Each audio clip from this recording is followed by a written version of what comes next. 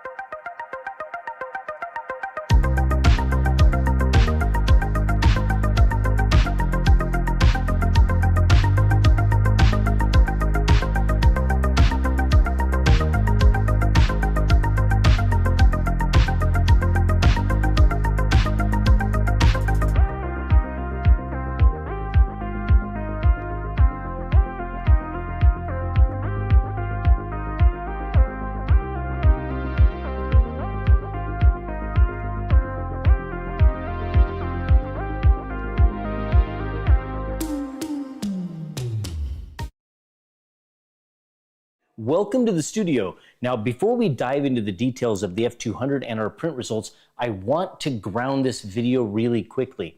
Fusion 3 did send me this printer, but they don't get to review this video and there was no payment involved. My goal here is the same as always. Use the printer, share what I like and what I don't like, and who ultimately I think this machine is for. Now, you're going to notice that we are filming in our new studio. If you've watched a lot of 3D printing content, you've probably seen the same behind the bench talking head shots. I got tired of making those and I got tired of watching them. So we built this space to show the machines in a better way. More interesting, more deliberate, but still real. I know some folks are going to see the lighting, they're going to see the cameras, the edits, and they're going to think, is this a marketing video? Oh, absolutely, it's not. It's just me trying to match the visual quality to the quality of the conversation. See, 3D printing is a visual medium, and these machines and you deserve it.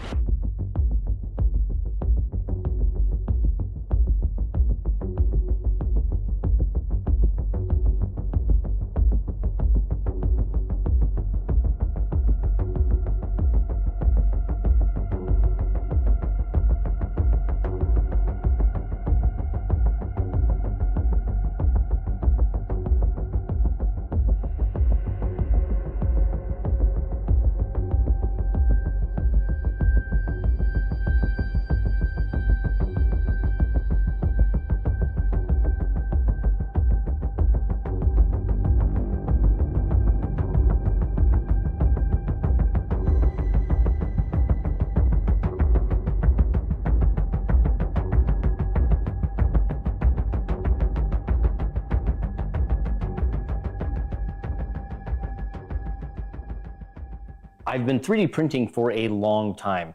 And when I was first getting into it, like really getting into it, there were two machine brands I kept coming back to, Fusion 3 and Raise 3D.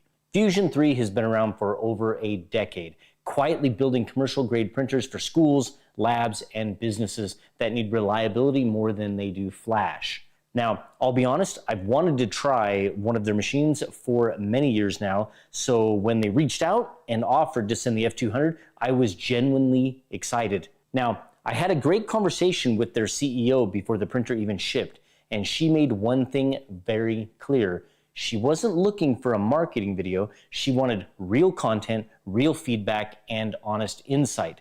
That actually means a lot to a content creator. It gives us the freedom to kind of create what we want. Fusion 3 is an American-made 3D printer company, and I know that the power supply and the electronics are sourced overseas, but everything else is local, and they're proud of that. So if you want to know exactly where and how they source everything, give them a call. They were so excited to share with me, I am sure they'll answer all your questions and more. Let's start with what you're actually getting. The F200 is a welded steel chassis, powder coated and built like something you'd expect to find in a research lab or on a production floor. It's also heavy. For the small amount of space that it takes up on the bench, it's really heavy. Definitely not cheaply made. The motion system is full Core XY with linear rails on every axis like you'd expect. It uses Gates GT3 belts and an Orbiter 2 extruder and hardened dual gears. And it's not just spec sheet stuff, it actually feels tight. It feels confident. There's no slop. Everything about this machine feels engineered to take abuse. The door hinges are sturdy and heavy. The gantry doesn't flex. Well, better not. And even the wiring is clean and tucked, like it was built by someone who cares what happens 1,000 hours into your printing journey. The chamber is passively heated. That means that there's no heater element, but it's so well sealed that print jobs using ASA and polycarbonate stay stable. And I've seen the chamber hit 65°C just from retained bed and nozzle heat alone. That's pretty impressive. And the bed system, wham bam PEI plate by default, magnetically mounted to a platform that's rated for 140°C sustained. But it's also modular, which means that you can restack it for glass, or even Bamboo Lab P1 or X1 plates can be used if you want to do that.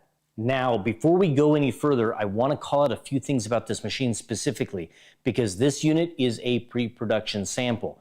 Fusion 3 was still dialing in some of the final tooling and packaging when they sent this out, and that means that there are a couple things that might look a little different if you order one. For example, the logo on the front of the door, this one's a screen print. Production units will have a more refined version with a cleaner, bolder contrast. Same with the top window. It sticks up on mine slightly, but that's already been revised and lowered on the production run. Even the internal welds, these were done by hand for this unit, but production models will use fully fabricated frames from their welding jigs. Same structure, much cleaner look. The touchscreen ribbon cable is also rerouted in the final version. The packaging is fully updated and the camera is also being moved to the door for a better viewing angle during printing. Even the doorknob may be different than what I have on my machine. None of this affects function, but if you notice your machine looks slightly different, that's why. Fusion 3 was super transparent about it, and honestly, I appreciated how open they were about what was changing and why. Manufacturing in the US, while it's not the cheapest, does mean that they can do quick turnarounds and respond fast when they want to improve something. And that's really important, kind of like it.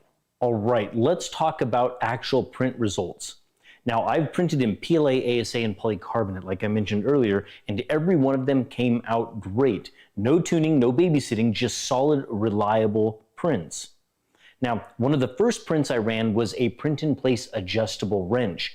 It has moving threads and a working jaw straight off of the plate, and it turned out absolutely perfectly. That print alone shows off just how precise this motion system really is. I also ran some dimensionally accurate test parts pre-sliced by Fusion 3 to demonstrate their polycarbonate capabilities.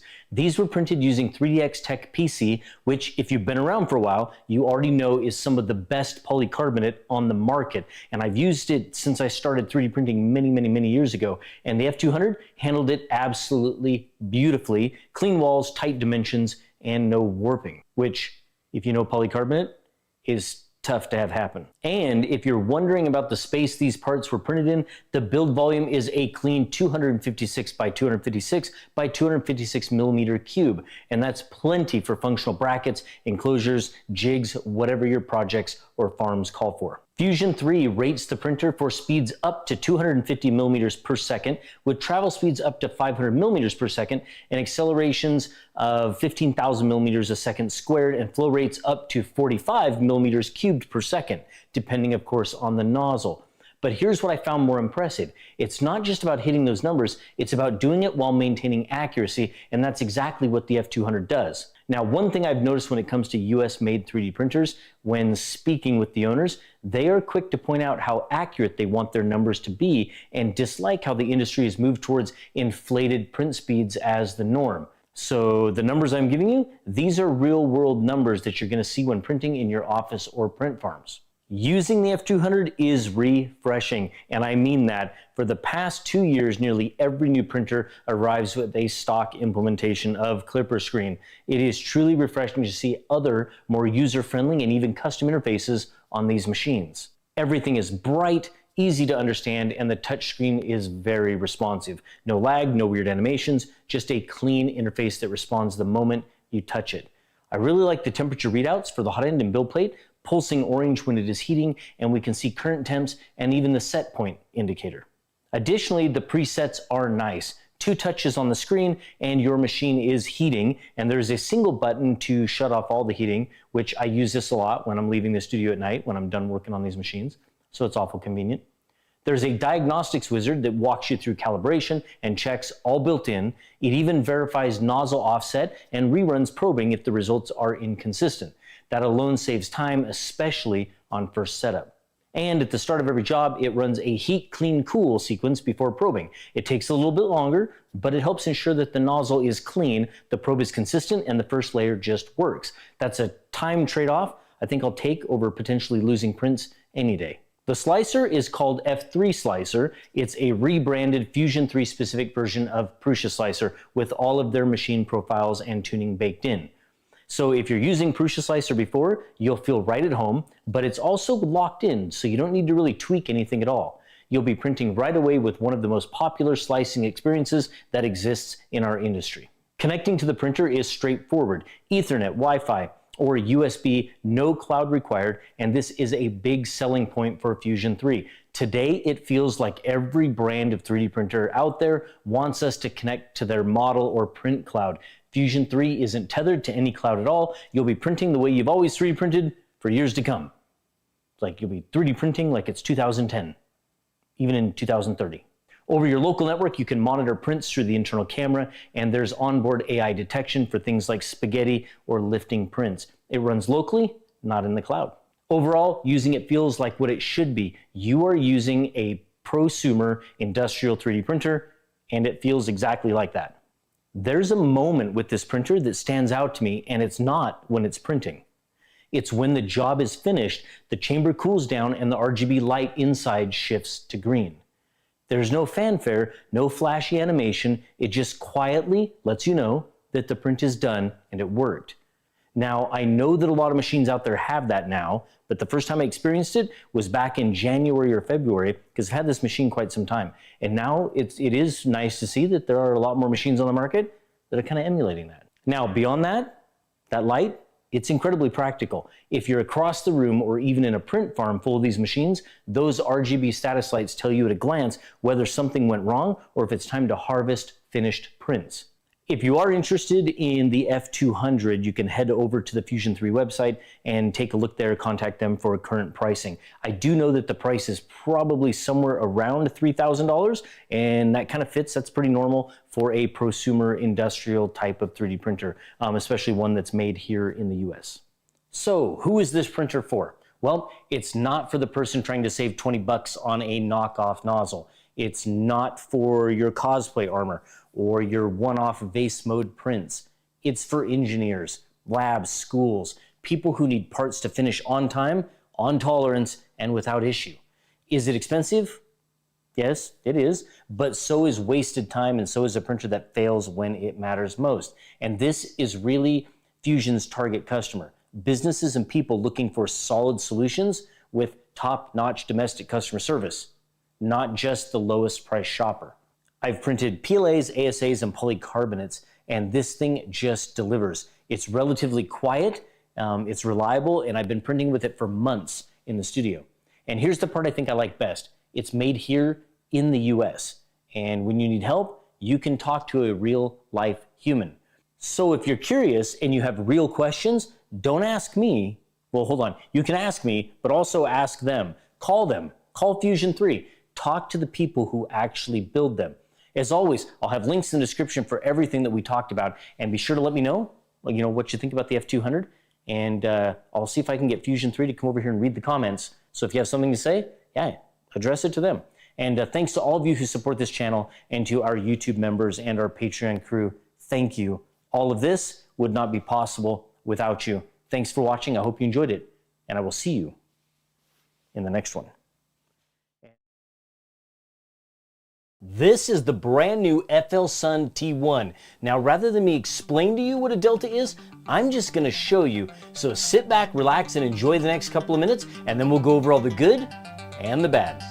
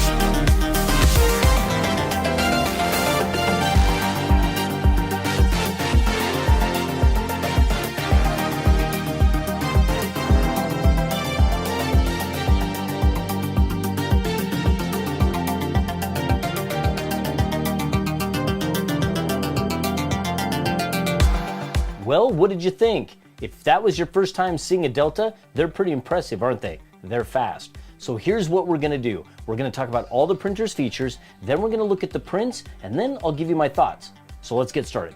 Let's go ahead and start with the build volume. Now this is a little bit different if you've never used a Delta before. As you can tell, the build plate is round. So it has a diameter of 260 millimeters and it has a maximum Z height of 330 millimeters. Now that maximum Z height is a little bit different because that maximum Z height can only be obtained in the direct middle of the build volume at the top. Let me explain it this way.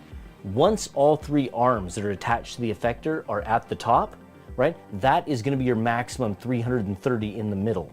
But in order for that effector to move laterally in any given direction, one or two or more of those arms have to move down, right? So that means that the further you get away from the center, you're kind of losing that maximum Z height. So again, think about it like a cylinder with a cone on top, and that's your maximum build volume. Okay, now let's talk about temperatures. These are going to be similar to any other type of 3D printer out there, well, because they use filament. So it has a hot end that goes to 300C and it has a build plate that goes to 110. Now with the enclosure, that means you're going to be able to print all of the filaments like PLA, PTG, TPU, ABSs, ASAs, and even nylons and polycarbonate. Now I will add that the hot end on this particular machine heated up very quickly. I would say just like any other 3D printer out there, but the build plate on this one takes a little bit of time to get up to temperature. When you're pushing it to like 60C or so for PLA, it was relatively quick, but when you wanted to print ABS, it took a good 3, 4, 5 minutes or more to get up to temperature. So if you're gonna be printing with those more exotic filaments, start that build plate heating up and go get a soda.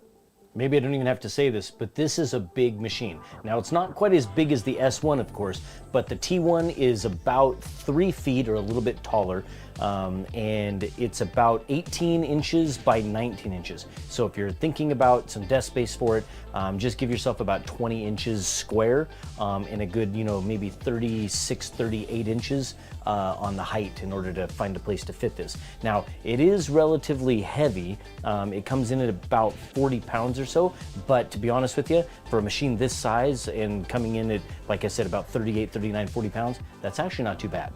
Okay, now let's talk about the tool head. But on a Delta, they're not called a tool head, they're called an effector.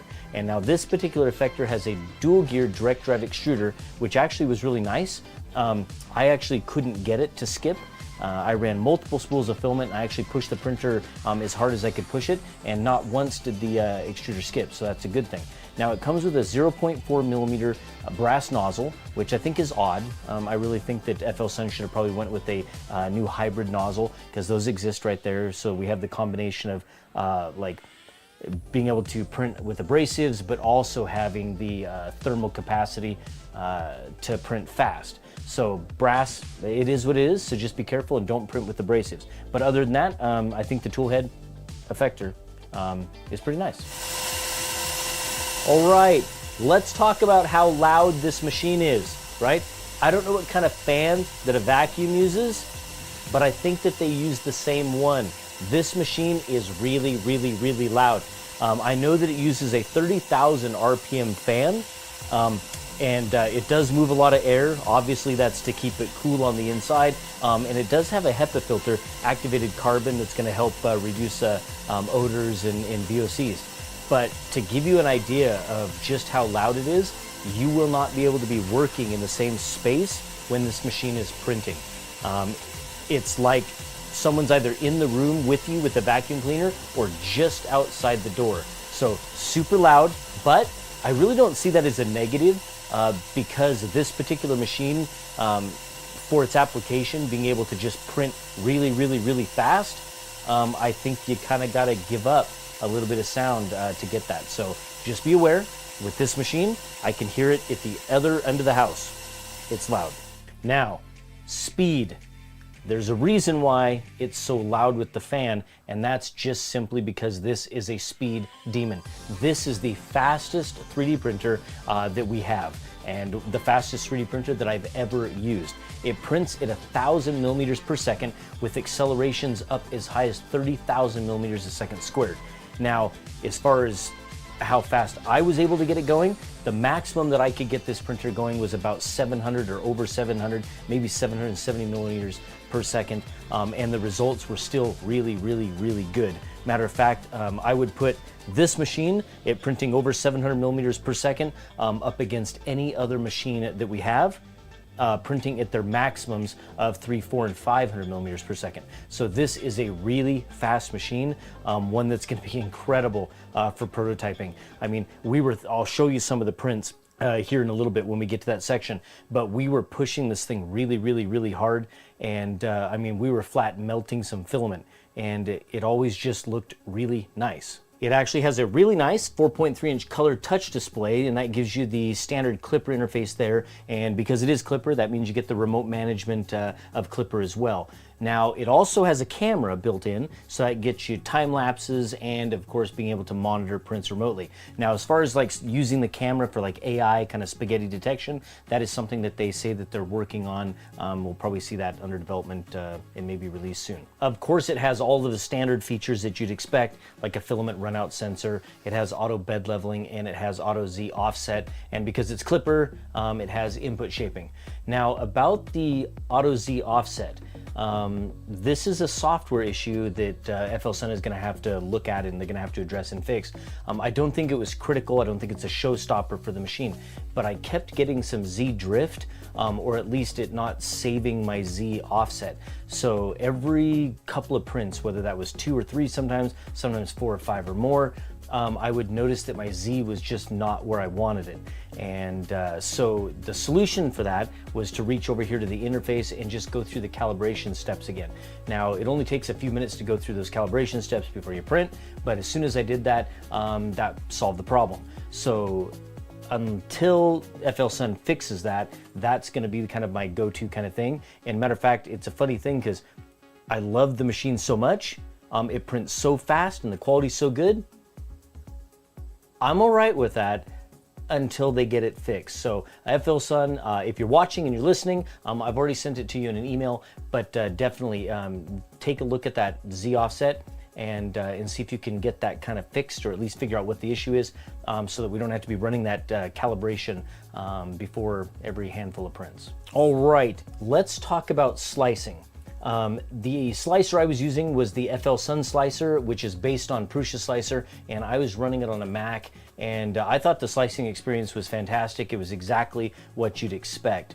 Now, the only downside to the user experience that I had with this particular machine when it came to slicing were profiles, which is a pretty common thing when those of us who get these machines from these companies for review or for sharing. It's common that sometimes we don't get profiles that are very accurate for the machines or for filament.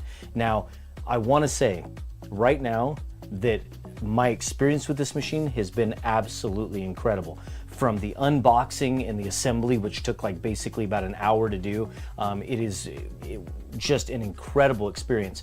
And then we get to the filament profiles. The difference between a machine that is good and maybe great to a machine that is just excellent or knocks it out of the ballpark, it really comes down to the user experience, and those profiles are a part of that. And so having filament profiles for every brand of filament out there, so you can just order from Amazon or order from Polymaker, and when that filament gets here, you just jump right into the slicer and select that filament and hit print. That is what makes the difference between, like I said, a good or great printer and an excellent printer. And so I would love to see FL Sun. I would love to see dozens of filament profiles in there, so that the people that get this machine just have an incredible experience. All right, so now let's talk a little bit about print quality. This is the little guide that I think that came with it, and I went ahead and just printed him up, and it may have been my like first or second print. And overall, I think the print quality is fine. This is their sliced G code, and it turned out great. It's fine, and that is with Polymaker's Polysonic PLA. So it's with Polymaker's high-speed PLA. And then this was a basket. I don't even know where I got it from, to be honest with you. The bottom was a little bit rough. That was just because I didn't have the build plate clean and applied glue properly. And we're going to talk about bed adhesion here in a moment. But I think the basket turned out pretty decent. This was actually printing around 500 to 600 millimeters per second, and I think it turned out pretty nice. Now, this is a little 20 millimeter cube that I printed, and I was checking for dimensional accuracy when I printed this, and I was pretty impressed. It came out to just at 20 millimeters, or like 20.1 millimeters, and I think 19.9, or exactly right on 20 millimeters in the other direction, which is actually pretty impressive. And this was also with the Polymaker's Polysonic high-speed PLA. Now, let's talk about these. So as you can see, this is a bowling pin, and that is a bowling pin, but this is not a complete bowling pin. And that comes down to the Z height on this particular machine. And because, again, it's a cylinder with a cone on top, and that max point at the very top of that is 330 millimeters. So this right here, where the print failed, is exactly 300 millimeters. So even as, I guess, not very wide, 300 millimeters was too high.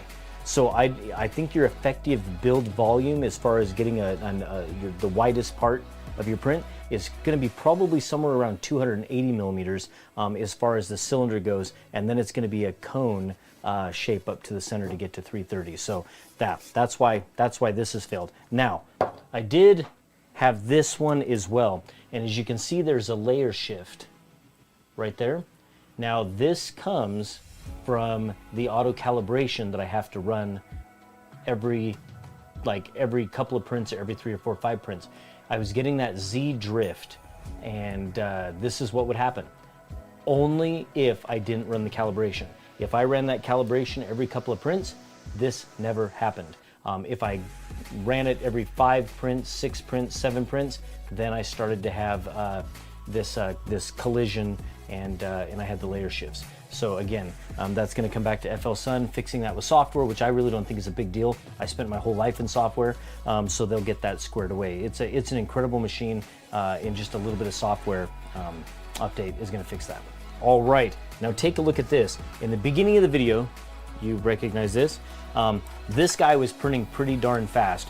And even though the interface said it was 1,000 millimeters per second, I was double checking over in Clipper, and I even ran the math on a calculator, and we were running around 700 to 770, maybe pushing 800 millimeters per second at the max. But I think that is pretty darn nice. Now, this is ABS. And I printed both PLA and ABS on this machine, and we ran through a lot of filament. And I have to say, I'm pretty darn impressed that this machine can crank this out at those speeds and have really good layer adhesion and still just look this nice. Now, the bowling pin that's in here, believe it or not, I can't pull it out right now while I'm recording this because the print head's actually resting on it. Right, so it's kind of holding up the effector. But anyway, the bowling pin actually turned out really, really, really nice. So I was printing this, and I was testing filament changes. Filament changes work just like any other particular 3D printer, except that you have to just pause it and then do the filament change and then resume it. So helpful tip if you're gonna make a bowling pin like mine. But actually, print quality on this machine is fantastic. So I hope that while I'm talking about this stuff, I was able to show you some B-roll. But I'm super impressed with it. For a machine that prints this fast, that has a pretty decent sized build volume, really good print quality. And so my recommendation for this particular machine, yeah, it's a buy. And I think right now, I believe there's early bird pricing as of the morning that this printer is available, and this machine is, are you ready? $499. And even at $599, which is I think the regular price for it, $499 is insane. So if you're in the market for a machine that has a pretty decent build volume, that's really fast but also loud, yeah, this is a definite buy for me. Now, I told you that we would come back to bed adhesion just for a moment. Now, with this machine, because I was having the Z kind of offset issues, and glue stick just wasn't cutting it, this is what I went ahead and went with. And Vision Miner's not sponsoring this video, but they are a sponsor of some of my content over on Twitch and YouTube. But this is a fantastic product. This is their Vision Miner nanopolymer adhesive. And this is an incredible chemical that you put on your build plate, and it's going to hold everything down. So it's going to hold PLAs and PTGs, it's going to hold nylons and polycarbonates down, and it lets everything stick to everything. And you can get a ton of uses out of one application. So one application on a build plate, if you're printing with PLAs and PTGs, you can print as many as like 30 to 50 times before reapplying. Obviously more advanced filaments like polycarbonates and nylons, you'll have to reapply it more often in the areas you print. But it is a fantastic adhesive, and that's what we used for all the testing with this machine. So I'll have a link on the screen and in the description, but definitely if you don't have it or you've never used it, whatever, go check them out. Incredible, incredible product. All right, well there you have it. What do you think? Deltas? Pretty freaking cool, aren't they? Well, let me know in the comments below what you think about this machine, if Deltas interest you or not, or maybe you already have one. I'd love to know. Also, let me give a big thank you to FL Sun for sending this machine over and letting us share it with all of you, and a huge shout out and thank you to our YouTube and Patreon members. I could not do this without you. Thanks for watching. I hope you enjoyed it, and we will see you on the next one.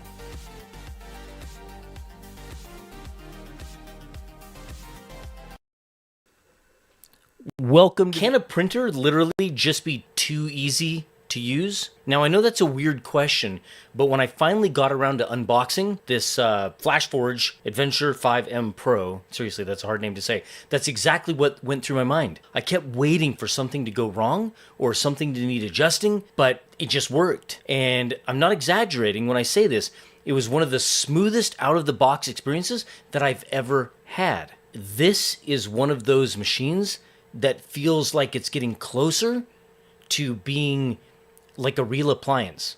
It's something that you can just turn on and print with a very low learning curve, no stress. Oh, and before I forget, I'm intentionally being a little bit less nerdy and geeky in these videos lately. And I think that if you want to go to a website and read about all the boring specs, go ahead and do that, but I'd rather not talk over the top of people's heads, especially the people that are trying to get into our industry and learn about machines like this. Now, if you think I'm wrong and you want me to talk about all those nerdy specs, I mean, we can do it. Tell me in the comments below. A quick thank you to FlashForge for sending over this machine for us to look at and to share with all of you. They've had absolutely zero input on this video, and they're seeing it at the exact same time as you. Now, it's going to be relatively quick because, I mean, for as cool of a machine that it is, I wouldn't say simple, but it's, like I said, they're getting closer to appliances. So everything about it just seems like the way that you would expect it to be. Now, the setup process of the machine, practically nothing. The only thing that you bolt on is the spool holder on the back, and you remove some retaining screws that are meant for shipping. Now, there's no fiddling with the extruder. There's no spending half an hour chasing down screws, reading manuals. You just plug it in, turn it on, and you're printing. Now, user experience really matters now, and you hear me talk about this all the time. I know that the hardcore nerds out here will disagree, but in many ways, user experience is more important than the individual features. Now, what makes this machine stand out right away is its compact, like fully enclosed design. The build volume is somewhat on the middle range size. It's about 220 by 220 by 220 millimeters, which is kind of a good, I would say, a sweet spot. That's why it's a popular size. It's big enough for most projects without taking up too much workspace in your, well, workspace. And it's easy to move around, right? So we've been moving this machine back and forth from studio to studio quite a bit, and they actually thought about this, and they built in some nice little handles on the bottom of the machine, and that makes a big difference. You don't feel like you're wrestling around some giant clunky box every time you have to shift it. The front and top doors are actually attached with hinges, which I know that's a really strange positive, but hear me out. A lot of machines lately are coming with completely removable lids, which means when you need to open it just for a moment to mess with the extruder, you've got to find a place to put the lid. And for me, that's a little bit of a frustration. It's kind of annoying. But I find that keeping it like this, like a compact appliance, that's a big plus. The enclosure itself, is doing a lot of good for a machine like this. It keeps the temperature stable, which matters if you're going to be running something like ABS.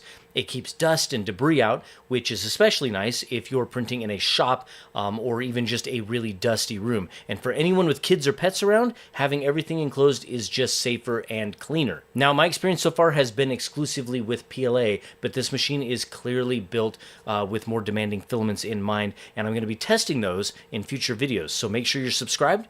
We'll have some comparisons. I'll tell you about that more in a minute. All right, let's dig into the printing itself because after all, I mean, that's what you're here for. This is a Core XY machine, which means it's got that speed and stability that comes from moving the print head on the X and Y axes while the bed moves only on the Z. So you're looking at less movement of mass and better precision at higher speeds. Now, speaking of speed, this thing can flat move like all these printers now coming out. Insane. It has a max travel speed of about 600 millimeters per second with max accelerations topping out at 20,000 millimeters per second squared. This 5M Pro has input shaping. It's doing the work of reducing resonance and improving print quality even when you're running at higher speeds. It just works, and it's one of the most important advancements, I think, in 3D printing in the last couple of years. It comes standard with a double-sided flexible PEI coated build sheet, which is very normal now. It's rare to see a machine not have this. Prints just pop right off like you'd expect with a little flex. Now, if you're interested to know a little bit more about the science of why prints stick to PEI and why the industry chose PEI, I'll have links in the description on my video explaining this and also how isopropyl alcohol may be actually damaging your PEI. Seriously, go watch. It might surprise you. It's going to be up here somewhere. I can never remember which side, but I'll have it linked here, but definitely in the description. You should watch it, seriously. Okay, now as for material compatibility, my machine came with a quick change 0.4 millimeter nozzle hot end combo and a second hot end with a 0.6 millimeter nozzle. The machine can handle all of your usual 3D printing filament types, like I say in almost every video now, but we have to say, because there's people watching, where this might be their first 3D printer. So it supports filaments like PLA, PETG, ABS, ASA, TPU, as well as carbon fiber, glass-filled filaments, and things like that. Now, it does have a max extruder temperature of 280 C. So let's talk about that 280 C limit. That's a bit lower than the classic kind of standard 300 C that you see on a lot of machines in this range. And while it's not a deal breaker for most users who are working with PLAs and PTGs or even ABS, it's worth noting if you're someone who's planning to push into exotic filaments or high temperature filaments like nylons or polycarbonates, you're going to hit a wall at 280 C. I haven't had the chance to try out those tougher filaments, but we'll be getting to that in some upcoming content. And we're not just going to test it on this machine on its own. We're going to be printing it head-to-head against some of its enclosed competitors to really see what this machine can do. All right, let's talk about usability because FlashForge packed this thing with a lot of features. Of course, it has full auto bed leveling, and that's probably an underrated feature on this printer. It's a 7x7 grid auto leveling system that just works. You hit the button, it does its thing, and you're good to go. We've moved this machine around between studios and even some outbuildings and just print, and it works. No problems with first layers. We even left this out in one of the outbuildings on the ranch at 40 degrees Fahrenheit overnight printing. Went out the next day, and the print was there on the bed. Everything was perfect, and it was like an 8-hour print. The touchscreen here on the front is a 4.3-inch panel, super responsive. It's clean and very straightforward. Nothing feels buried or hidden in menus. I think even beginners will have no problems with it, and it just allows you to get things done super quick. I like it. It also comes with power loss recovery, which I think is standard now for really any printer on the market, and it has a filament runout sensor. Again, these are all standards, right? It makes sense that these machines have it. So if your power cuts out or you run out of filament, you're not just throwing away a long print job or wasting filament. They're kind of smart and they help you out there. And then there's the air filtration system. It's got an internal circulation system with dual layer HEPA and carbon filters. According to FlashForge, it traps 99% of particles and VOCs. That's a big deal for an enclosed printer, especially if you're working with materials that are known for off-gassing. But if you are concerned with it, vent it outside. It's the smartest thing to do. Before we move on to who this printer is for, let's look a little bit at who FlashForge is. FlashForge isn't some new kid on the block. They've been around since 2011, and they were one of the early names to really push desktop 3D printing forward. They started making waves with their Creator series, which was inspired by open source designs, but focused on being reliable and user-friendly. Over the years, they've cranked out machines like the Finder, the Creative Pro, and the Adventure series, right? So this is the Adventure 5. And they've kind of built the reputation for being affordable, reliable printers that just work. And honestly, they've introduced a ton of people to 3D printing, whether it's hobbyists or classrooms or even pros who just want something dependable, right? FlashForge has been there. Now, I am willing to bet that there are a bunch of you who started out with a FlashForge machine. In fact, if you did, drop that in the comments below. I'd love to hear what machine you had and how long you've been printing. Now, with machines like the Adventure 5M Pro, they're trying to bridge that gap between beginner convenience and enthusiast level performance, right? It's that, here we are, we're back to the user experience thing. So yeah, they've been at this for a while, and they've definitely contributed a lot to making 3D printing even more accessible. Okay, so now who's this printer actually for? Okay, we'll go over that short list. If you're looking for a no-hassle experience, where you can just take it out of the box, plug it in, and hit print, minimal setup, this is it. If you need something compact, portable, and easy to move around, that has, you like the built-in handles, huge plus. If you're in a shared space, like a classroom or workshop or home office, and you have limited space, right, this works well. And if you just appreciate a polished experience, this printer feels like something that you can really enjoy without consistent troubleshooting. Now, who is this printer not for? If you're chasing the cheapest machine possible, this isn't it. At $449, it's not exactly a budget model, and that is the sale price. If you're trying to push into super high-temp materials like those more advanced exotic nylons and polycarbonates, that 280C limit on the hot end is going to be a problem. Up next here in future videos, we're going to be testing some tougher filaments and put the FlashForge Adventure 5M Pro here head-to-head against other enclosed printers to see how it stacks up. So make sure you're subscribed and like and do all of that so you'll be notified. Hit the bell. That's the thing that notifies you. Let me give a huge shout out to my YouTube and Patreon members. I could not do this without you. Seriously, you are absolutely amazing. I hope you enjoyed it. Thanks for watching, and I will see you in the next one. And like I said, I'll have all the links to this machine and everything in the description below. Just let me add here really quick. I forgot to mention this. I'm running Creality Hyper Series PLA on this. That's what I've been printing with. Just straight out of the slicer. Basically, it's Orca slicer. Added the profile, and it's just been absolutely beautiful. I'm excited about 3D printing in moving in this direction because they feel more like appliances. And if we really want people to jump into this space, into this hobby, and for it to grow, this is the kind of machine that we need more of. FlashForge wasn't the first person to come up with this idea. Bamboo wasn't the first person to come up with this idea, this style. We've seen kind of these cubed enclosed printers before. But if you notice, are they all starting to look similar? Right? It's because it's appealing to people. It really is. Price points are good. I think the size is good. The features are good. Speed's good. Quality's great. Yeah, I think 3D printing is making some huge advancements. So I'm excited. So anyway, thanks for watching. Can a printer literally just be too easy to use? Now, I know that's a weird question, but when I finally got around to unboxing this FlashForge Adventure 5M Pro, seriously, that's a hard name to say, that's exactly what went through my mind. I kept waiting for something to go wrong or something to need adjusting, but it just worked. And I'm not exaggerating when I say this. It was one of the smoothest out-of-the-box experiences that I've ever had. This is one of those machines that feels like it's getting closer to being like a real appliance.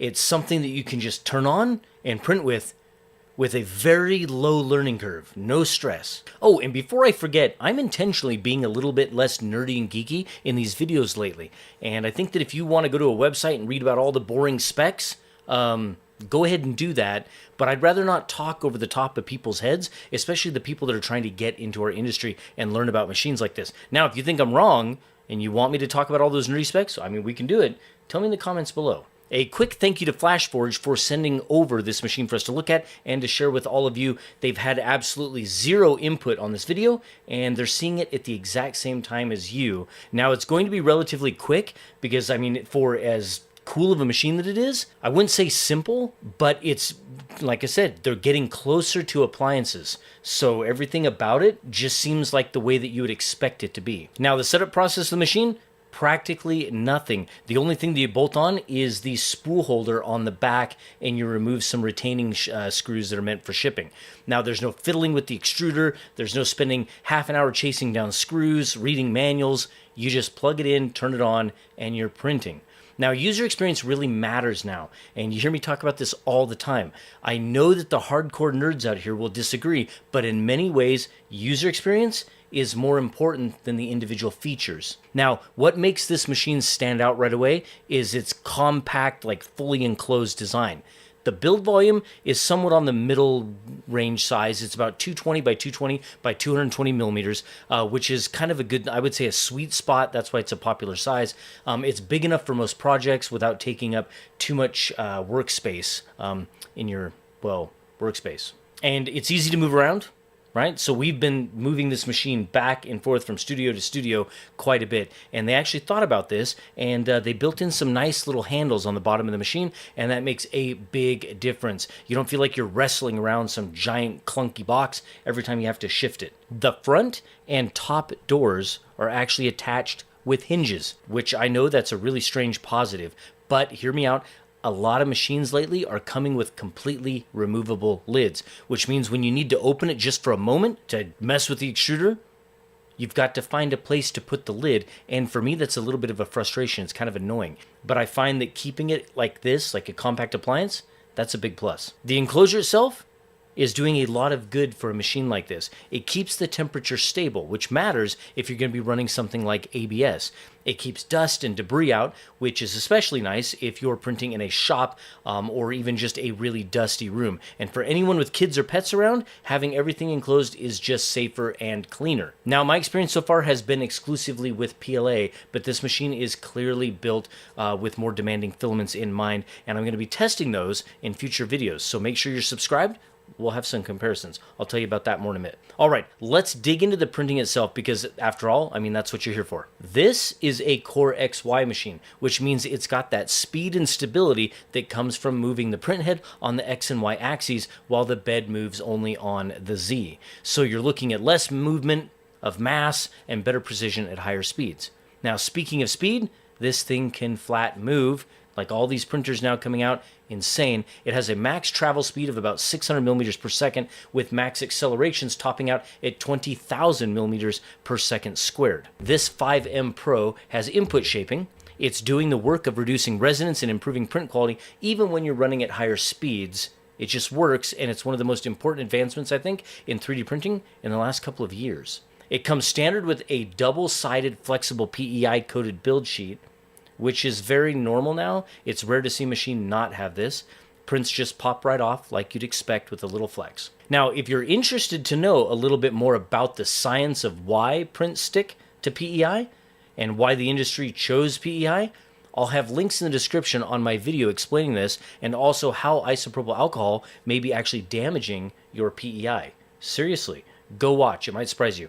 It's going to be up here somewhere. I can never remember which side, but I'll have it linked here, but definitely in the description. You should watch it, seriously. Okay, now as for material compatibility, my machine came with a quick change 0.4 millimeter nozzle hot end combo and a second hot end with a 0.6 millimeter nozzle. The machine can handle all of your usual 3D printing filament types, like I say in almost every video now, but we have to say, because there's people watching, where this might be their first 3D printer. So it supports filaments like PLA, PETG, ABS, ASA, TPU, as well as carbon fiber, glass-filled filaments, and things like that. Now, it does have a max extruder temperature of 280 C. So let's talk about that 280 C limit. That's a bit lower than the classic kind of standard 300 C that you see on a lot of machines in this range. And while it's not a deal breaker for most users who are working with PLAs and PTGs or even ABS, it's worth noting if you're someone who's planning to push into exotic filaments or high temperature filaments like nylons or polycarbonates, you're going to hit a wall at 280C. I haven't had the chance to try out those tougher filaments, but we'll be getting to that in some upcoming content. And we're not just going to test it on this machine on its own. We're going to be printing it head to head against some of its enclosed competitors to really see what this machine can do. All right, let's talk about usability, because FlashForge packed this thing with a lot of features. Of course, it has full auto bed leveling, and that's probably an underrated feature on this printer. It's a 7x7 grid auto leveling system that just works. You hit the button, it does its thing, and you're good to go. We've moved this machine around between studios and even some outbuildings, and just print, and it works. No problems with first layers. We even left this out in one of the outbuildings on the ranch at 40 degrees Fahrenheit overnight printing. Went out the next day, and the print was there on the bed. Everything was perfect, and it was like an 8-hour print. The touchscreen here on the front is a 4.3-inch panel, super responsive. It's clean and very straightforward. Nothing feels buried or hidden in menus. I think even beginners will have no problems with it, and it just allows you to get things done super quick. I like it. It also comes with power loss recovery, which I think is standard now for really any printer on the market, and it has a filament runout sensor. Again, these are all standards, right? It makes sense that these machines have it. So if your power cuts out or you run out of filament, you're not just throwing away a long print job or wasting filament. They're kind of smart, and they help you out there. And then there's the air filtration system. It's got an internal circulation system with dual layer HEPA and carbon filters. According to FlashForge, it traps 99% of particles and VOCs. That's a big deal for an enclosed printer, especially if you're working with materials that are known for off-gassing. But if you are concerned with it, vent it outside. It's the smartest thing to do. Before we move on to who this printer is for, let's look a little bit at who FlashForge is. FlashForge isn't some new kid on the block. They've been around since 2011, and they were one of the early names to really push desktop 3D printing forward. They started making waves with their Creator series, which was inspired by open source designs, but focused on being reliable and user-friendly. Over the years, they've cranked out machines like the Finder, the Creative Pro, and the Adventure series, right? So this is the Adventure 5. And they've kind of built the reputation for being affordable, reliable printers that just work. And honestly, they've introduced a ton of people to 3D printing, whether it's hobbyists or classrooms or even pros who just want something dependable, right? FlashForge has been there. Now, I am willing to bet that there are a bunch of you who started out with a FlashForge machine. In fact, if you did, drop that in the comments below. I'd love to hear what machine you had and how long you've been printing. Now, with machines like the Adventure 5M Pro, they're trying to bridge that gap between beginner convenience and enthusiast level performance, right? It's that, here we are, we're back to the user experience thing. So yeah, they've been at this for a while, and they've definitely contributed a lot to making 3D printing even more accessible. Okay, so now who's this printer actually for? Okay, we'll go over that short list. If you're looking for a no-hassle experience, where you can just take it out of the box, plug it in, and hit print, minimal setup, this is it. If you need something compact, portable, and easy to move around, that has, you like the built-in handles, huge plus. If you're in a shared space, like a classroom or workshop or home office, and you have limited space, right, this works well. And if you just appreciate a polished experience, this printer feels like something that you can really enjoy without consistent troubleshooting. Now, who is this printer not for? If you're chasing the cheapest machine possible, this isn't it. At $449, it's not exactly a budget model, and that is the sale price. If you're trying to push into super high-temp materials like those more advanced exotic nylons and polycarbonates, that 280C limit on the hot end is going to be a problem. Up next here in future videos, we're going to be testing some tougher filaments and put the FlashForge Adventure 5M Pro here head-to-head against other enclosed printers to see how it stacks up. So make sure you're subscribed and like and do all of that so you'll be notified. Hit the bell. That's the thing that notifies you. Let me give a huge shout out to my YouTube and Patreon members. I could not do this without you. Seriously, you are absolutely amazing. I hope you enjoyed it. Thanks for watching, and I will see you in the next one. And like I said, I'll have all the links to this machine and everything in the description below. Just let me add here really quick. I forgot to mention this. I'm running Creality Hyper Series PLA on this. That's what I've been printing with. just straight out of the slicer. Basically, it's Orca slicer, added the profile, and it's just been absolutely beautiful. I'm excited about 3D printing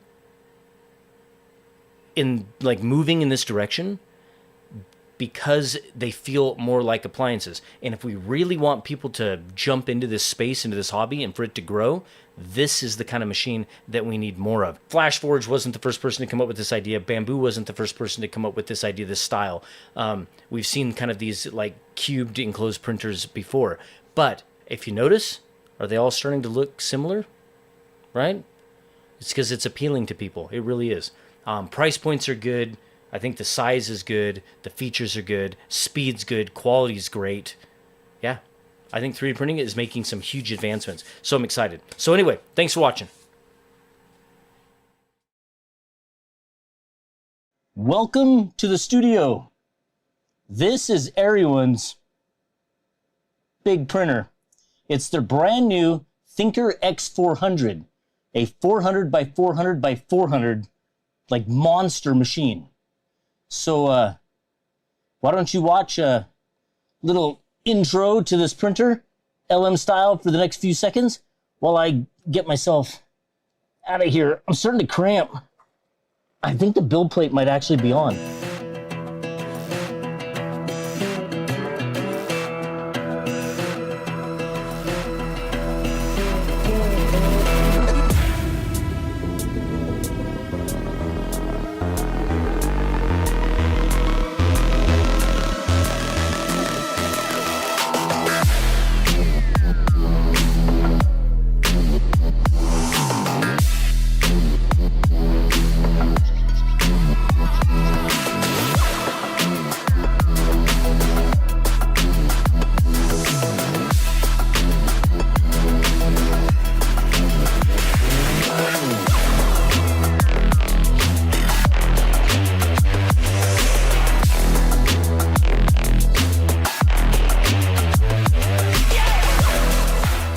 I am attempting the impossible.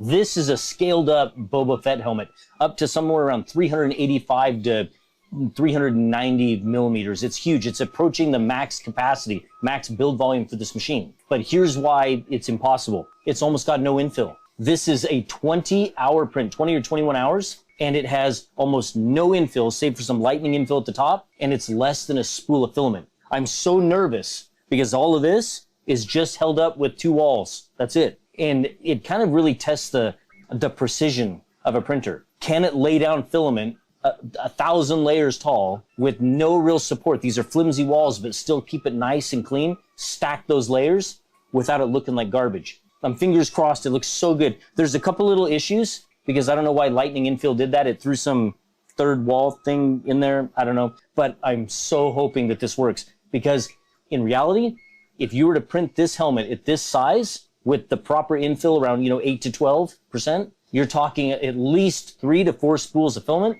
and you're talking 3 days of printing. So crush your fingers. I hope it works.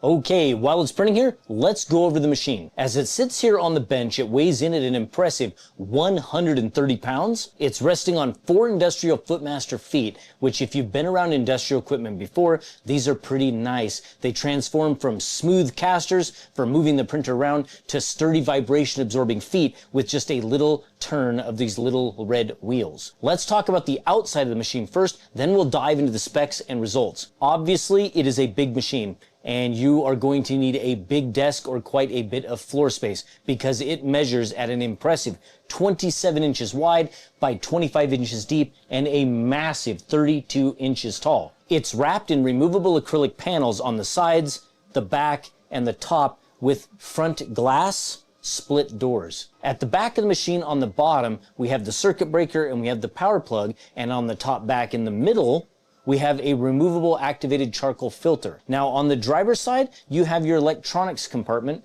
right up here with Ethernet and 2 USB-A ports, one on the rear and one on the front. Just ahead of that, you have your push button power switch, and next to that you have your, all important, emergency stop switch.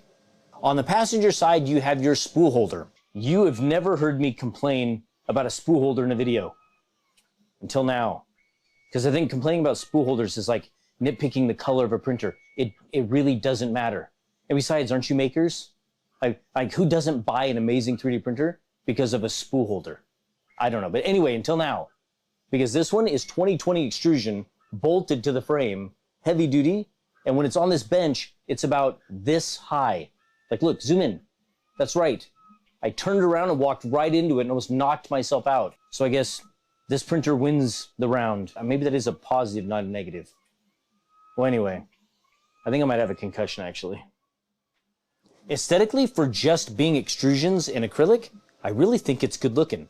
Industrial for sure, but the fact that all of the panels are easily removable from the outside for maintenance and cleaning, I think everyone has done an awesome job here in the design department. Now jumping to the inside of the machine, it starts off at the bottom with a thick 10mm machined aluminum bed with a maximum temperature of up to 120 C. It's pretty hot. It has a build volume of 400mm cubed, and it also comes standard with a double-sided magnetic PEI flexible build sheet. Every video we have to say that.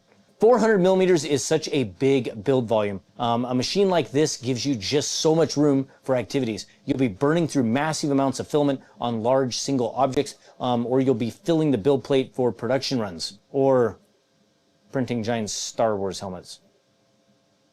Now, I also got this really cool extra build plate with an awesome carbon fiber looking finish, but I'm not sure if that comes with the printer or if this was just something extra in mine, but I just wanted to share it with you because it looks cool. As you can see, it is a flying gantry Core XY design with 4 independent Z-axis motors and a 25-point bed leveling routine. It prints at speeds up to 500mm per second, which is pretty common now, with accelerations around 10,000mm per second squared. The tool head is big.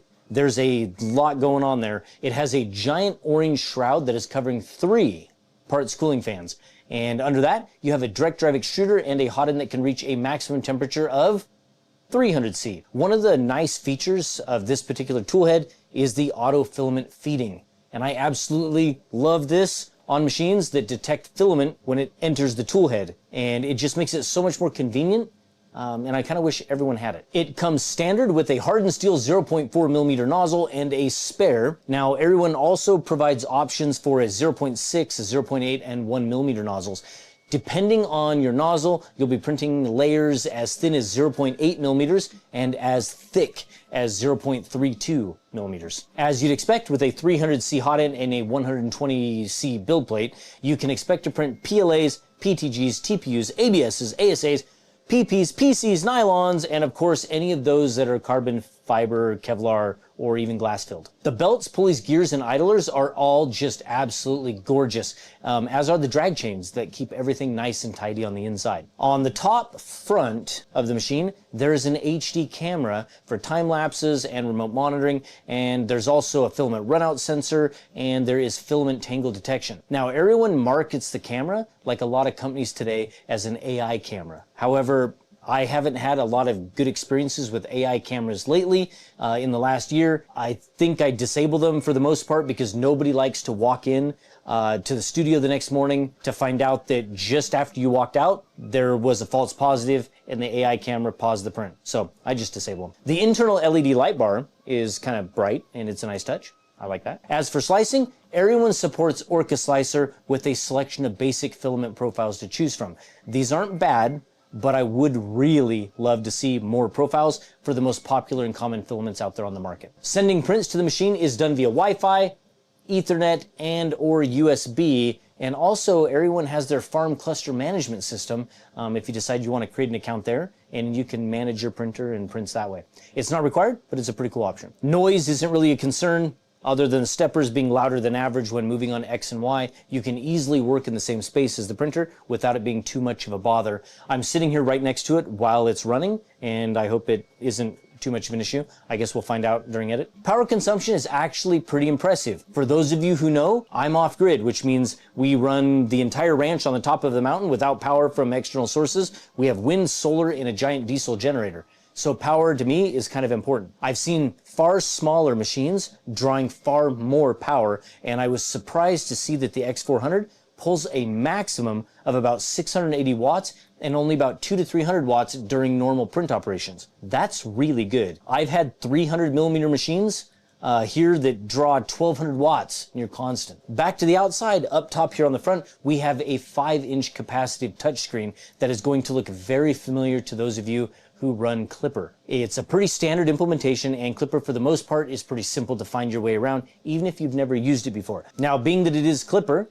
that means you get the standard web-based remote management system that Clipper offers. So that means you can start and stop prints, you can change temperatures, and you can remotely monitor it with the camera on the inside. As for price, this is the early bird thing that has happened a lot recently. Super early bird pricing for this X400, get this, 1,299 USD, and that's limited to the first 100 units, with a regular early bird pricing of 1,399, limited to the first 500 units. And I think regardless of whether it's super or regular or whatever the regular price is, that's pretty awesome for an industrial machine that is built this heavy. It's kind of impressive that they can do it for that price. Overall, the Area 1 X400 Thinker feels well thought out and complete. It's definitely industrial. It takes anywhere from 8 to 10 minutes to start a print after you send a print, as it needs to heat that enormous bed and then perform that leveling. But I think the print results kind of speak for themselves, and time is kind of a small price to pay for the quality that you're getting. I think Area 1's target market is likely 3D printing farms, factories, and just general additive manufacturing. Beyond that, this is obviously a printer that fits into homes and organizations where people are just looking to print bigger. Seriously, I'm getting nervous. Take a look. I think it's handling it pretty good. To be honest with you, the last time I tried this was on a Raise 3D machine, which is multiples more expensive, a couple years ago. But precision and the quality of machines is so different now, it failed. I couldn't get that Raise 3D machine to do a helmet with basically, no infill like this. It just wouldn't work. And come on, cross your fingers, let's hope it works. Now, there are a few extra things to mention here about the version I got versus the version you may get. Now, the belt tensioning is going to be removed, I believe, on the production machines. It won't be here. It's either going to be auto belt tensioning or some other type of tensioning system. I do believe that the fans will be adjusted slightly. I think there was some height differences. There is a different hot end that you will be getting a little bit. In matter of fact, it might be the one I have in there because my hot end failed, remember? And what else? Power switch. I think I read something about the power button and stop switch is going to change slightly in the production version. So, but other than that, the machine you'll get is very similar to the one I got. All right, while it's still printing, let's talk about some of the print results that I had earlier. So some standard benchies, and the one that comes included on the machine is a 34-minute benchy. 34 minutes. Kind of slow for a benchy now off these Core XY machines. But anyway, that was what was included on the machine. And so I'll show you some B-roll of that. And then there is this one, which is also a 34-minute benchy. I just printed in some, some different hyper PLA. And then I printed an 18-minute benchy. It's probably more around 19 minutes. But to be honest with you, I think that the 18, they're very similar, but I think the 18 actually looks a little bit better than the 34. So you'll be looking at some B-roll of that. But I just thought that was interesting.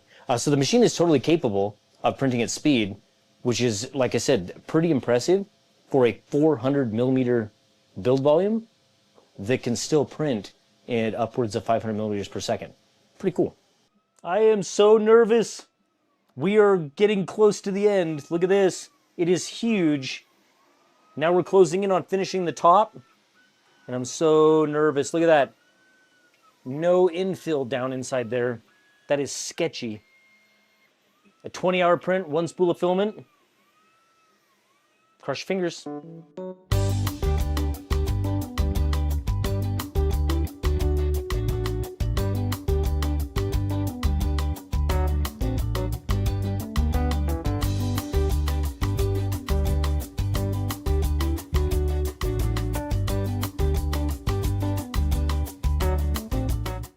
Okay, now it's time to talk about the problems that I had and where those came from.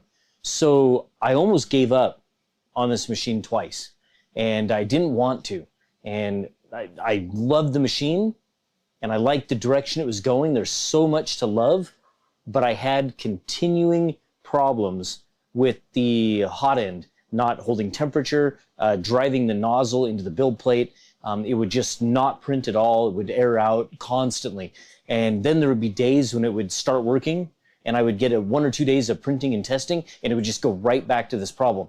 And everyone has a pretty fantastic support system. And I ended up just explaining what I had. And they came and said, hey, listen, unplug the hot end, plug it back in on the tool head and let us know. I did that and it was perfect. The machine was operating beautifully for a couple of days. And it went right back to the old problem, driving the nozzle into the build plate. I had to hit the emergency stop button, 10 times a day. And they eventually just said, hey, listen, we think that your hot end's just bad. So they sent me a new one. I really, to be honest with you, I didn't have high hopes that was going to fix it. But, I did it. I installed the new hot end. And just like that, everything was perfect. And this machine has been incredibly reliable. Now, you're obviously going to question how I ended up with a bad hot end. And is that an everyone problem? Well, the truth is, it's really not an everyone problem. It's a shipping problem. When this machine arrives, because it's really big and heavy, it should arrive on a pallet right side up. Well, mine arrived without a pallet and it arrived upside down. So the bottom was missing and the feet were actually sticking up in the air. There was damage to the box. My top acrylic is cracked. This machine has obviously taken some impacts and had some shipping damage. And that's likely either what shook loose the hot end and it was damaged that way. Whatever happened, that's behind us now, because with the new hot end they shipped me, this has been one of the most reliable 3D printers that I've ever had.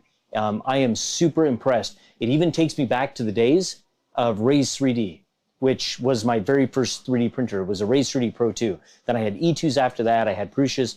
And it takes me back to those days when you have such a solid, reliable, heavy-duty 3D printer. And then the slicing experience is great because it's Orca. This machine is impressive. And so I thought I'd share that little story with you because that is what almost made me give up. And I'm so glad that everyone took the time to diagnose the issue and get me a new hot end. It's almost done. I mean, minutes away. It got a little messy. I got a little impatient. I increased the speed a little bit and then walked out of the studio, but I regret it. I'm sorry. I slowed it back down and you can see the clear line where I slowed it back down. So this is my fault, but I am so happy. It looks like it's actually going to finish, unlike all the other attempts I've done on different printers.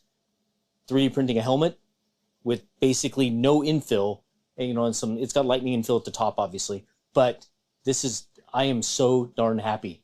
You'll see it here in a moment. And it's done. Heck yeah, look at that. That thing is freaking huge. Like comically big. Still hot.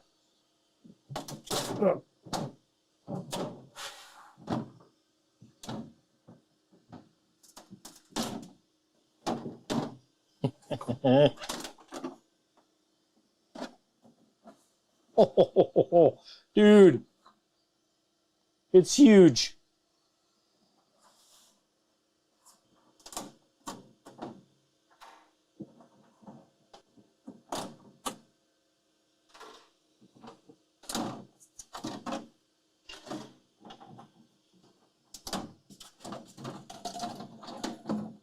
Oh, dude,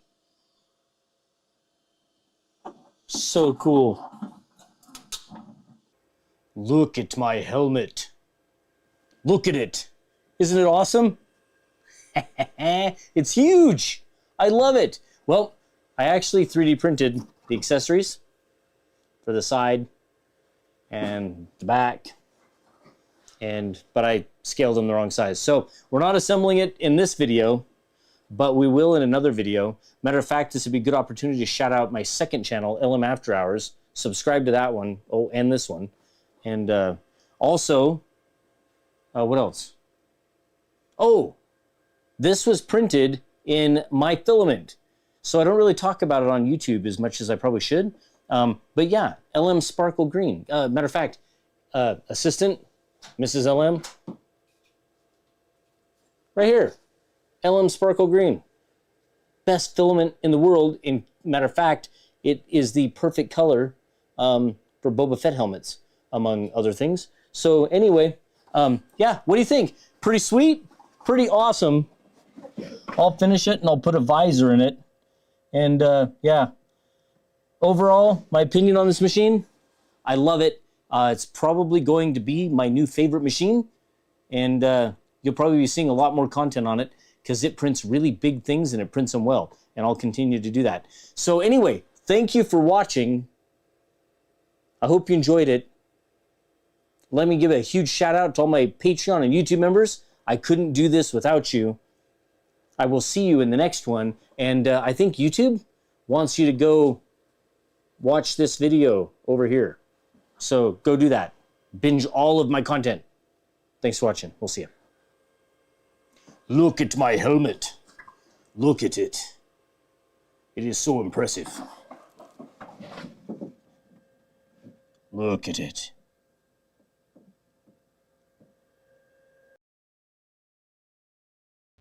You know when you really like something and you really don't want to break it, and then you break it? That's exactly what I did. I had so much planned for this new machine, and then I broke it. It's not broke like I didn't break it like it's ruined. And don't worry, it's completely my fault, not Elegoo's. And before I tell you how I broke it and show you what I printed, let's take a full look at the machine. Be fair. Also, stick around for the price and who I think this machine is ultimately for.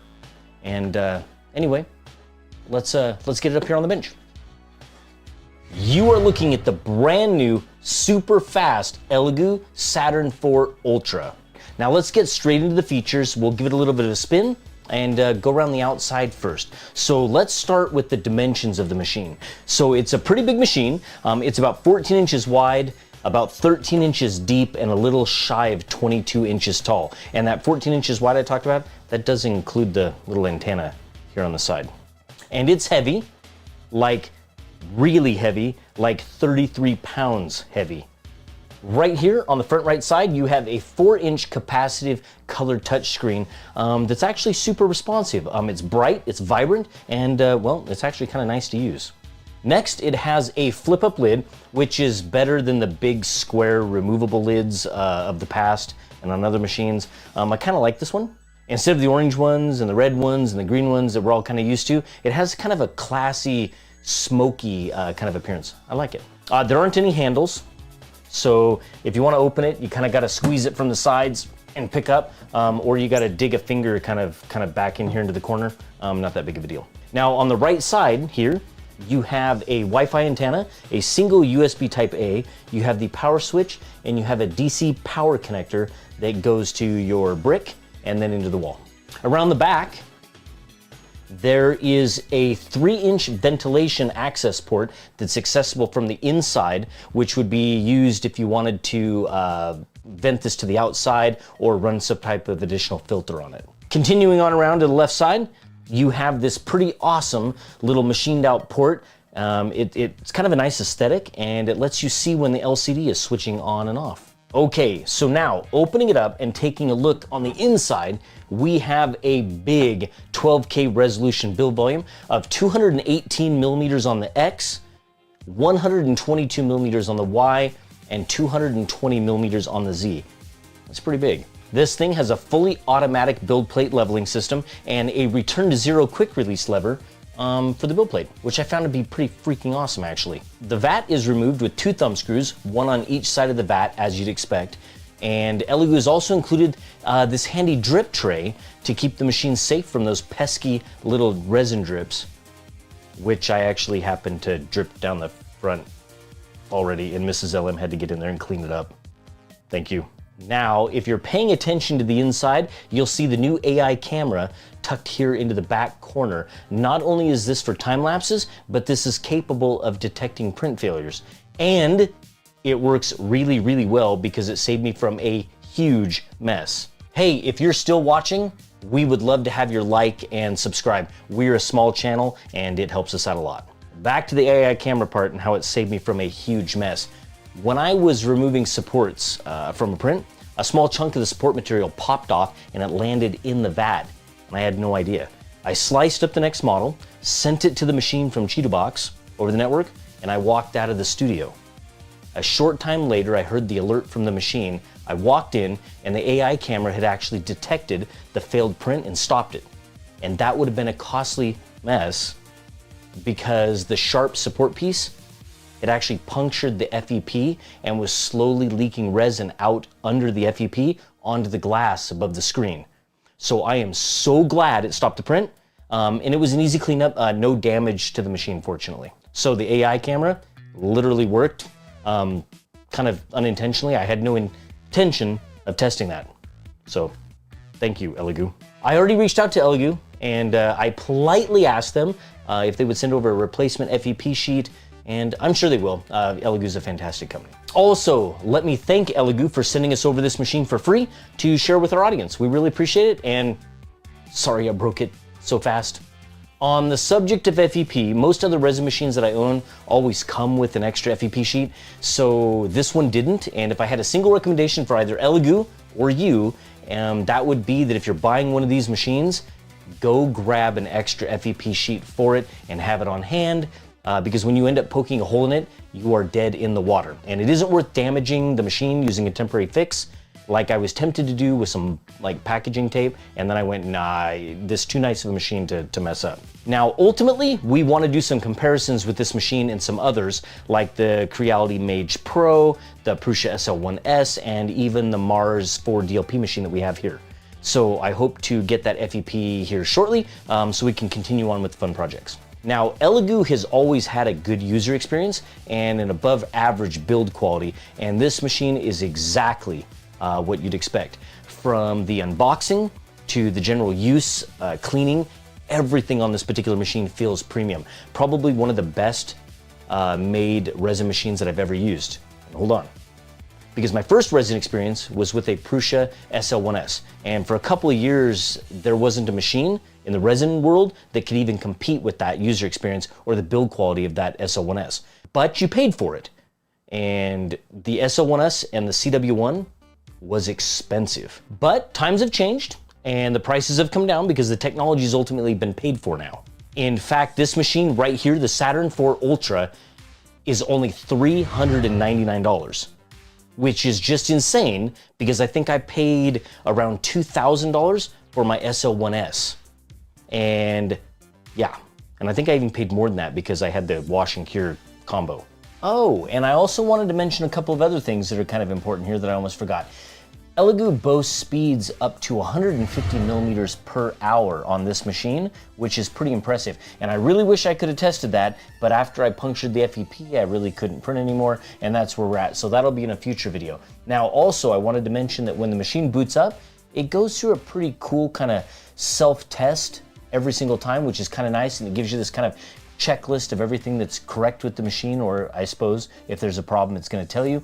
Also, I was provided profiles for Cheetahbox, and that's what I used to slice and print with it, and that was a fantastic experience. So Cheetahbox, adding the printer, setting it up on the wireless network, and just right from the machine sending prints directly to the Saturn IV Ultra was pretty awesome. And like I said, I think it's a great experience that whether you're advanced or whether you're a novice, pretty nice. If you're interested, I'll have a link on the screen and my affiliate link in the description. But even if you're still sitting on the fence, I suggest clicking the link and go over there and checking it out. As for what I wanted to do with this particular machine, we're on a bit of a retro kick here in the studios, and I really wanted to print a Bowser model from Super Mario, as well as some other fun characters. But I only got as far as printing Bowser before I ruined the FEP sheet. And yeah, feels bad, man. Now, this Bowser model is from Printables, and I'll have a link in the description like we always do. Now, I think the Bowser model turned out great. I printed him at a 0.05 millimeter layer height with this Elegoo standard gray resin, and I wasn't even running this machine fast, and this print was only about 2 hours and 45 minutes or so. I didn't hollow him out at all, so he's pretty solid and was printed in 3 pieces on the same build plate. Print quality, I think, is just perfect. You're looking at some B-roll and I hope some close-ups, but I know it's not a super detailed model, right? So there's obviously some more detailed models that we could have done, but this is what I wanted to do and this is where we ended up. But ultimately, take a look at the smoothness of the model. I think it's incredible. It's really, really, really nice. I'm super impressed, and I can't wait to print some more detailed models the moment that FEP shows up. So we'll have to do that in some other content.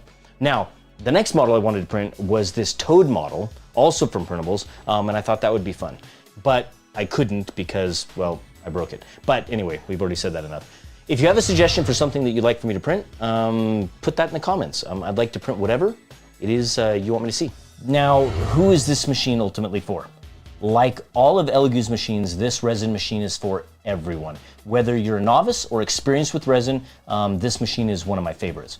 If you're new to resin and you're concerned with how difficult or messy it can be, I have a few videos that you can watch that go over my process to keep things clean and tidy. But essentially, I treat the outside of the machines as clean and I treat the insides of the machines as dirty or contaminated. It's pretty simple, right? So gloves when touching the inside, and the gloves never touch the outside of the machine. And it keeps everything nice and clean and orderly.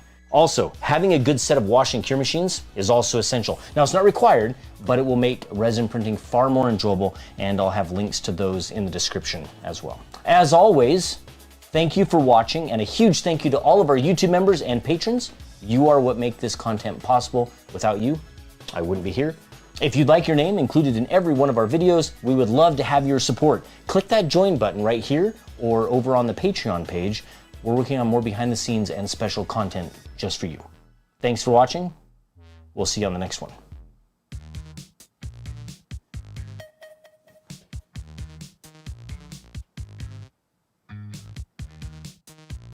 You're not looking at AI. You're not even looking at CGI. This is actually a 3D printer. And what did I do to it? Well, let's just say you've never seen a 3D printer used like this before. And before you freak out, don't worry. I did actually test the printer first before I glued a bunch of stuff to it, spray painted it, and made it a part of the set. This is Elegoo's brand new Core XY 3D printer, the Centauri Carbon. It's their first machine in this category, and this may be the best 3D printer that Elegoo has ever produced.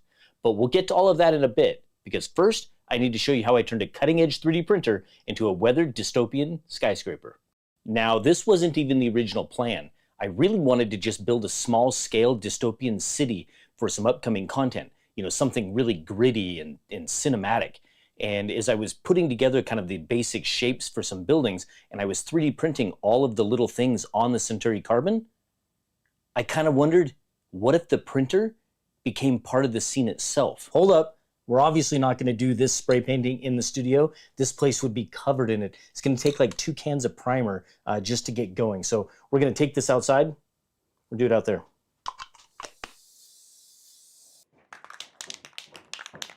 And then after the primer, we're actually going to 3D print the little bits that go on it that turn it into like a dystopian style building. We're going to 3D print those with this machine, and then we're going to put it all on. So you'll see that here in a second as soon as this dries and gets back into the studio. It is the next day, as you can see, all primered up. Take a look at that. Pretty sweet, huh? All primered up and ready to go.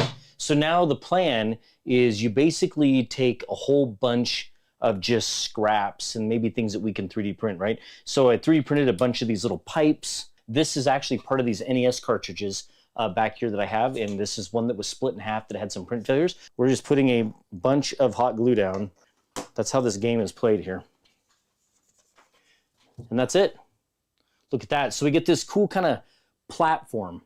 Yeah, and then this whole thing gets an awesome shade of black. So we're actually gonna paint this as well. Hot glue makes this awful convenient.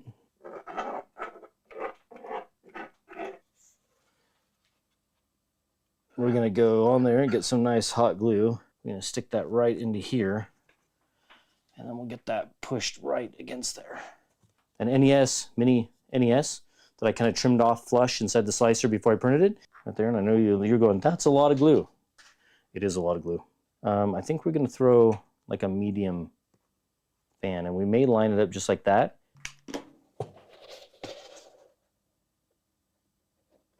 So if we have a empty spool of like bamboo here, right?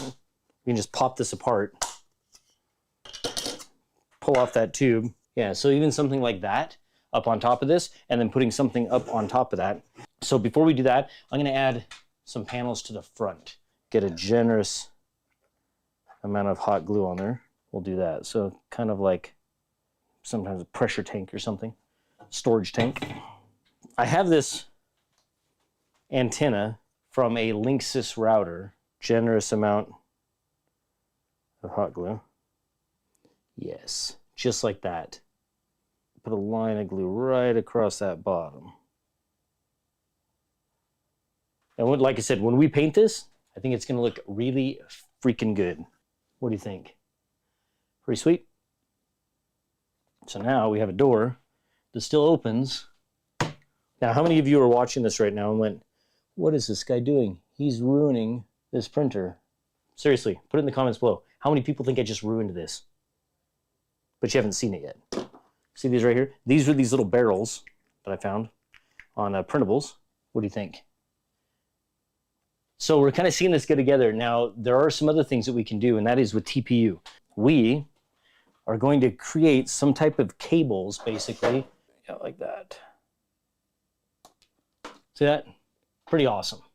And because I got to run out of the studio and grab a few more things to really dress this up, but I'll show you what it looks like before it heads out to get the second coat of primer to kind of primer everything and the printer again. All right, now that everything's glued on, we got some lights on there, we have all of the pieces and parts, we have to take it back outside and we have to hit it with another coat of primer. Now, before that primer really even dries, you can just go ahead and hit it with the next couple of coats. We're not putting a lot of paint on, but we're gonna hit it with some black and we're gonna highlight kind of some interesting areas, the edges, overhangs, things like that, anything that we really wanna highlight. And then after that coat goes on, we're actually gonna dust it from the top with white, and a matte white. And that's really gonna like basically light up the edges or the rims of everything when we hit it with backlights in the studio. And here's the printer back in the studio. We did let it dry for a couple of hours before we moved it. Now we're ready to get some cinematic shots.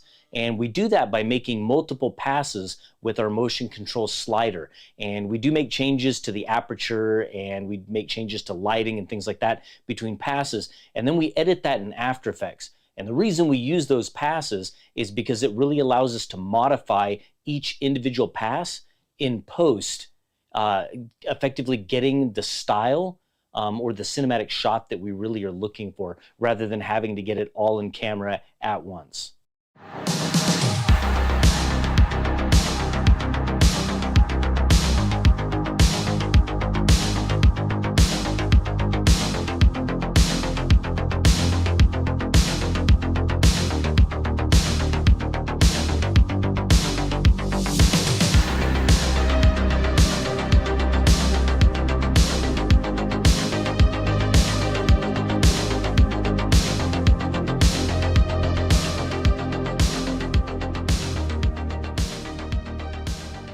All right, what did you think? Pretty cool, huh? I can make that stuff all day long. It's super addicting. Anyway, let's get to the specs on this machine and then my final thoughts. We'll start with the obvious. This is Elegoo's very first Core XY 3D printer, which ultimately means we're gonna get some additional speed and more material choices.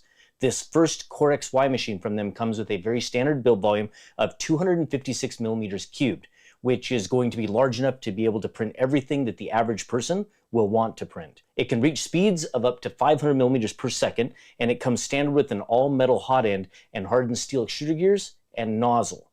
And it comes standard with the 0.4 millimeter nozzle, just so you know. You'll be able to print a wide range of materials from PLAs, PETGs, and TPUs, all the way up to ABSs, ASAs, and nylons, along with polycarbonates and even more exotic materials, with a hot end that can reach a maximum temperature of 320 degrees Celsius and a build plate that tops out at about 110. Now, I love seeing these machines now that are above the classic 300-100 combination of years past. The enclosure is one of the nicest that I've ever seen, and it's going to help prevent warping with more advanced filaments, as well as help keep the air in and around your makerspace a little bit cleaner with their nano mineral crystal filters. The enclosure is equipped with a glass front door and a removable glass lid for when you are printing with more temperature sensitive filaments like PLA. Like most 3D printers today, it comes with a camera tucked away up here in the corner, and that's going to allow you to monitor your prints remotely and make time lapses. Power loss recovery comes standard, which I think is something that we've just come to expect on all new 3D printers today. And auto leveling and calibration is actually really good. It's very time consuming, but you'll only need to run that when you need to. It won't run a calibration before every print, meaning it is really fast from the time that you start a print to the time that it begins printing. Now, the build plate is double-sided. It's got a texture on one side and smooth on the other. And when you're printing PLA, you'll only need to heat the build plate up to about 30°C, which also contributes to just how fast it starts printing. Now, along with it having an AC heated bed, it heats up really fast. Slicing is done with their Elegoo slicer, which I had no problems with. The experience is very normal for anyone familiar with Orca Slicer. It's basically just a rebranded version of that. You can send prints over your wireless network, or you can walk them over with USB. As for the interface, this is one of the cleanest interfaces that I've seen on any 3D printer recently. Elegoo kind of has a reputation for really clean and simple UIs. Their Neptune series printers were amazing, and I think that they did a great job here again. Even the startup wizard was welcoming, nice and simple, out of the box, and in 5 minutes you're printing. Now, a couple things to note. The tool head actually has an integrated filament cutter, and there's a nozzle wiper in the back, along with a filament purge chute on the back. So I'll expect to see multicolor soon, because I think everyone in this space will have to have multicolor or multi-material options eventually. As for my recommendation, that is really going to come down to price. Unfortunately, I can't disclose the price right now until it's released, and it's not released for about a week from the time this video is recorded, so I will answer it this way. If the printer is around the $500 price point, this is a great machine. It's heavy duty, like really heavy. It's well built, it's from a well-known brand, and I've had nothing but success with it. I printed dozens of prints over weeks, and I only had a single failure with a print coming loose from the build plate, but that was easily fixed with adding a brim in the slicer and just resending it. As for print quality, I wanted to print something a little different than the dystopian parts that I did, so I scaled up Super Mario, gave him standard tree supports, and sent it. And it turned out really freaking nice. Take a look at this B-roll. It's perfection. Now, as for comparisons, I would say the print quality is on par, if not better, than Bambu Lab P-Series printers. And of course, if you're a fan of Elegoo, then this is an obvious buy. Make sure you are subscribed. We'll have some comparison videos coming soon. Let me give a huge shout out to my Patreon and YouTube members. I couldn't do this without you. Thanks for watching. I hope you enjoyed it, and we will see you in the next one. Seriously, what do you think? Come on. A dystopian 3D printer. And I intentionally waited till the very end. What do you think? Tell me in the comments below. I might give this one away. We'll hold a drawing, or maybe we'll give it away for charity. I don't know. What do you think? Tell me in the comments below. Think it's a good idea?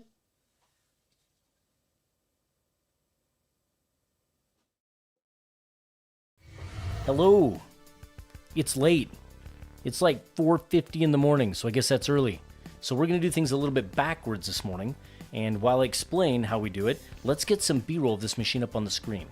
This is the brand new Elegoo Mars 5 Ultra, and I think first let's look at the prints, then let's go over the resin process, and lastly, we'll take a closer look at the machine and all of its details. Now, teaser, it's really good. In fact, I'll drop a special launch pricing and links in the description. Go check it out, especially if you already know you want it. This is the Rook model that came on the machine, and in all honesty, I didn't even print it first. After I unboxed the machine, I went straight for my own model. If that's not an indicator of the confidence I have in these new machines, especially from Elegoo, I don't know what is. I'll show you the Rook first, since that's what was included with the machine, and I think that that's probably what Elegoo thinks best represents the printer. As for quality, what do you think? Tell me in the comments below, and I'll let you be the judge. I think the print is absolutely great, and I mean, I'm not really surprised. As far as resin printers go, Elegoo is in their prime, and they are cranking out some of the best resin printers on the market right now. And later, when we go over the features, you'll totally understand what I mean. This industry is almost unrecognizable from where it was just a couple of years ago, and resin is now just so simple to get into, and the difficulty is nearly gone. Okay, now onto my print. Years ago, I printed a xenomorph on a Prusa SL1, and it was one of my all-time favorite prints, and I ended up dropping it and breaking it, and I never got around to reprinting it until now. It turned out just so good. Van was filming with me tonight, so these are his shots, and I'm blown away at just how good it came out in person and on camera. The details are impeccable, and I'm totally shocked at just how easy it is to get results like this without even really trying. I just loaded up Cheetah Box, added the Mars 5 Ultra, dropped the Xenomorph model in, told it I wanted auto supports, had it delete any of the islands that it found, and then sent it over Wi-Fi to the machine. Now, years ago, you had to spend $1,000 or more to get results like this, and now we have prints like this coming off of machines that quite literally anyone can afford now. I printed both the Xenomorph and the Rook in Elegoo standard gray resin with default slicer settings, nothing special. Okay, now that you've seen the results, let's take a look at the resin process. And this is quite possibly the #1 reason people shy away from resin. Comment below and tell me if you think resin is too messy. It's really not that messy at all if you have a simple process. My process involves gloves, lots of gloves, and here's why. I would rather change gloves a few times than have uncured resin everywhere. Gloves are cheap, so just buy a couple of boxes and don't worry about waste. Just take them off, put them on as you need. I keep the outsides of the machines super clean, and I treat the insides of the machines as contaminated. Why? Well, it means that I don't have to worry about children or pets touching raw, uncured resin. Everything that sits outside on the workbenches is clean and you can touch it. The insides, I don't touch without gloves. And when I put gloves on, I don't touch the outsides, right? It's the same thing as cooking. When you're working with raw ingredients, right? You have a wet ingredient hand and you have a dry ingredient hand. It's the exact same thing, exact same process. I will say this. Having a resin wash and cure station is really nice. They aren't required, but I highly recommend them, and these 2 units from Elegoo make things so much easier. Now the process. First, I remove all the lids for the resin machine and the wash and cure stations. Get my gloves on, these are way too small, then remove the build plate and pop the print off. And don't do what I just did right there.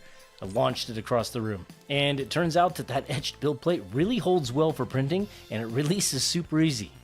Right, I found that out just now. I use a tub with a little isopropyl alcohol in it to remove any supports, then I drop it right into the wash station for a few minutes and let it do its thing. After a few minutes of wash time, you can inspect it and wash it again, even hit it with the toothbrush if you think you didn't get all the resin off. Then out of the wash station and into the curing station for a while to make sure you get it fully cured. I really use resin printing as a moment for me to relax and get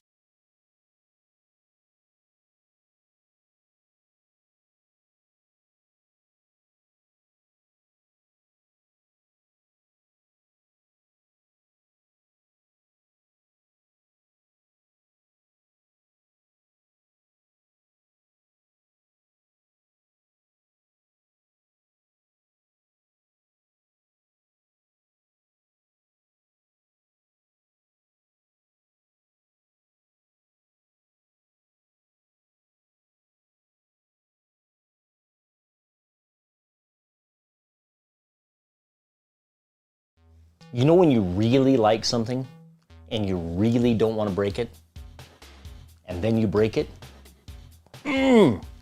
That's exactly what I did. I had so much planned for this new machine, and then I broke it. It's not broke like I didn't break it like it's ruined. And don't worry, it's completely my fault, not Elegoo's. And before I tell you how I broke it and show you what I printed, let's take a full look at the machine. Be fair. Also, stick around for the price and who I think this machine is ultimately for. And anyway, let's get it up here on the bench. You are looking at the brand new, super fast Elegoo Saturn IV Ultra. Now let's get straight into the features. We'll give it a little bit of a spin and go around the outside first. So let's start with the dimensions of the machine. So it's a pretty big machine. It's about 14 inches wide, about 13 inches deep, and a little shy of 22 inches tall. And that 14 inches wide I talked about, that does include the little antenna here on the side. And it's heavy, like really heavy, like 33 pounds heavy. Right here on the front right side, you have a 4-inch capacitive color touchscreen that's actually super responsive. It's bright, it's vibrant, and well, it's actually kind of nice to use. Next, it has a flip-up lid, which is better than the big square removable lids of the past and on other machines. I kind of like this one. Instead of the orange ones and the red ones and the green ones that we're all kind of used to, it has kind of a classy, smoky kind of appearance. I like it.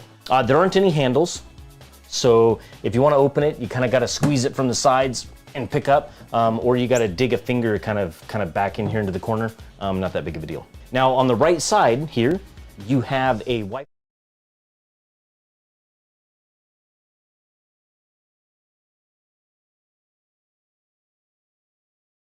You know when you really like something and you really don't want to break it?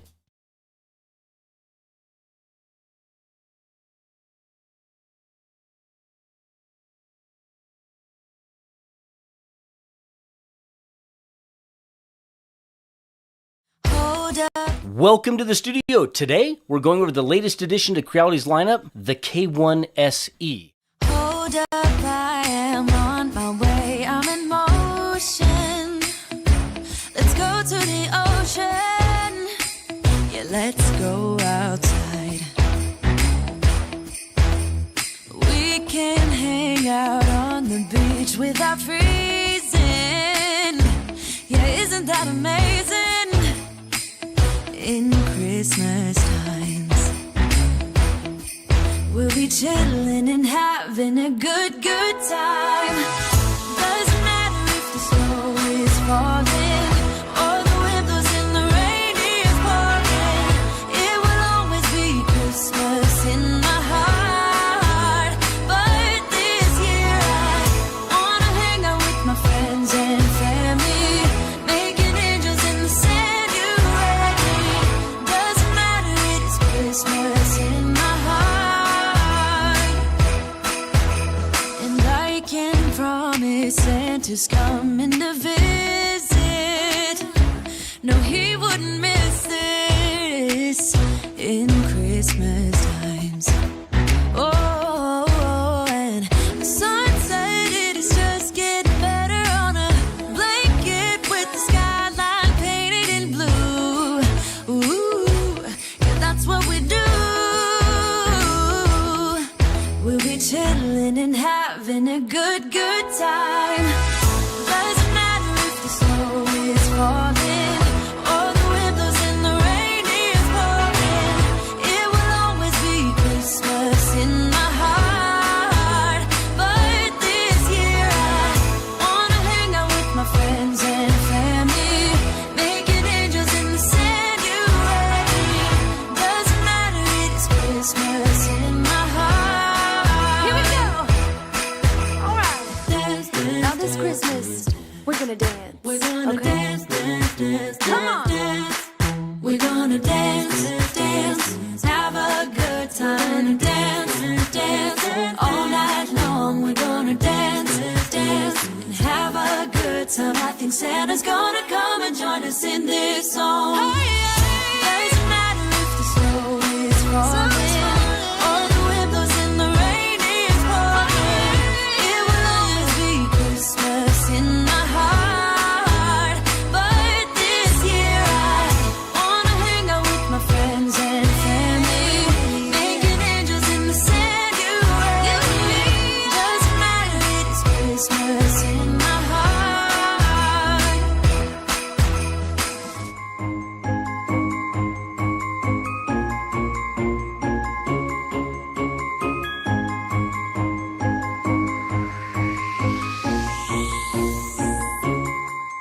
Sleigh bells ringing, diamonds blinging, carols singing, favorite season.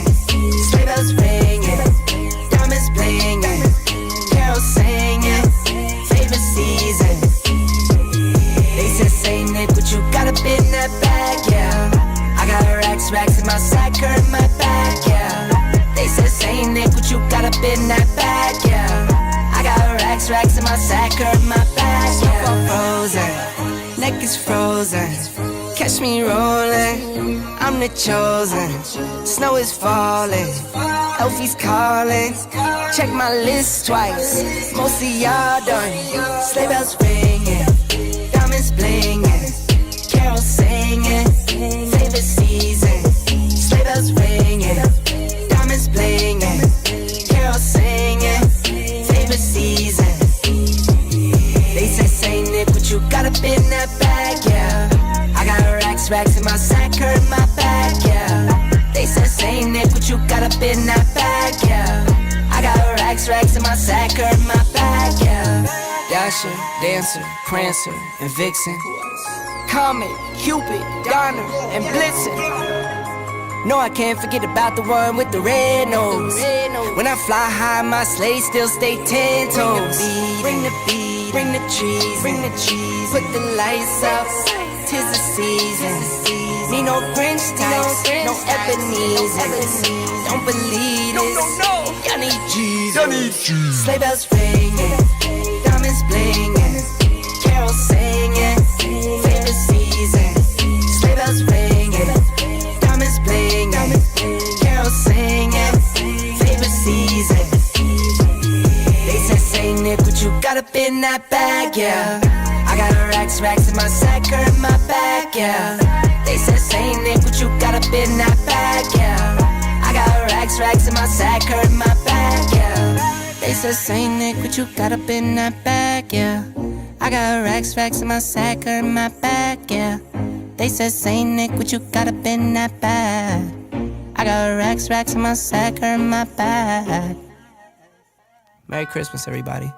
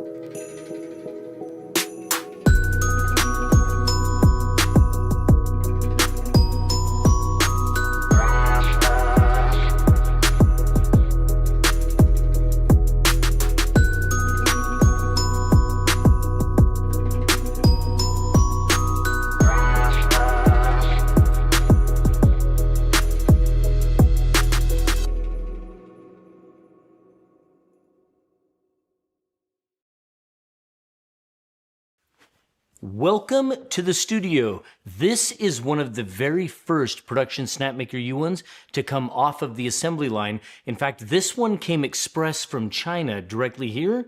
This isn't a beta or an early prototype. This is the actual machine that Kickstarter backers are going to get. Full disclosure, this video is not a review. It's just my first impressions. In fact, I haven't had the machine very long at all, but I wanted to get some content out there to kind of share my excitement about this and reassure those people who backed it.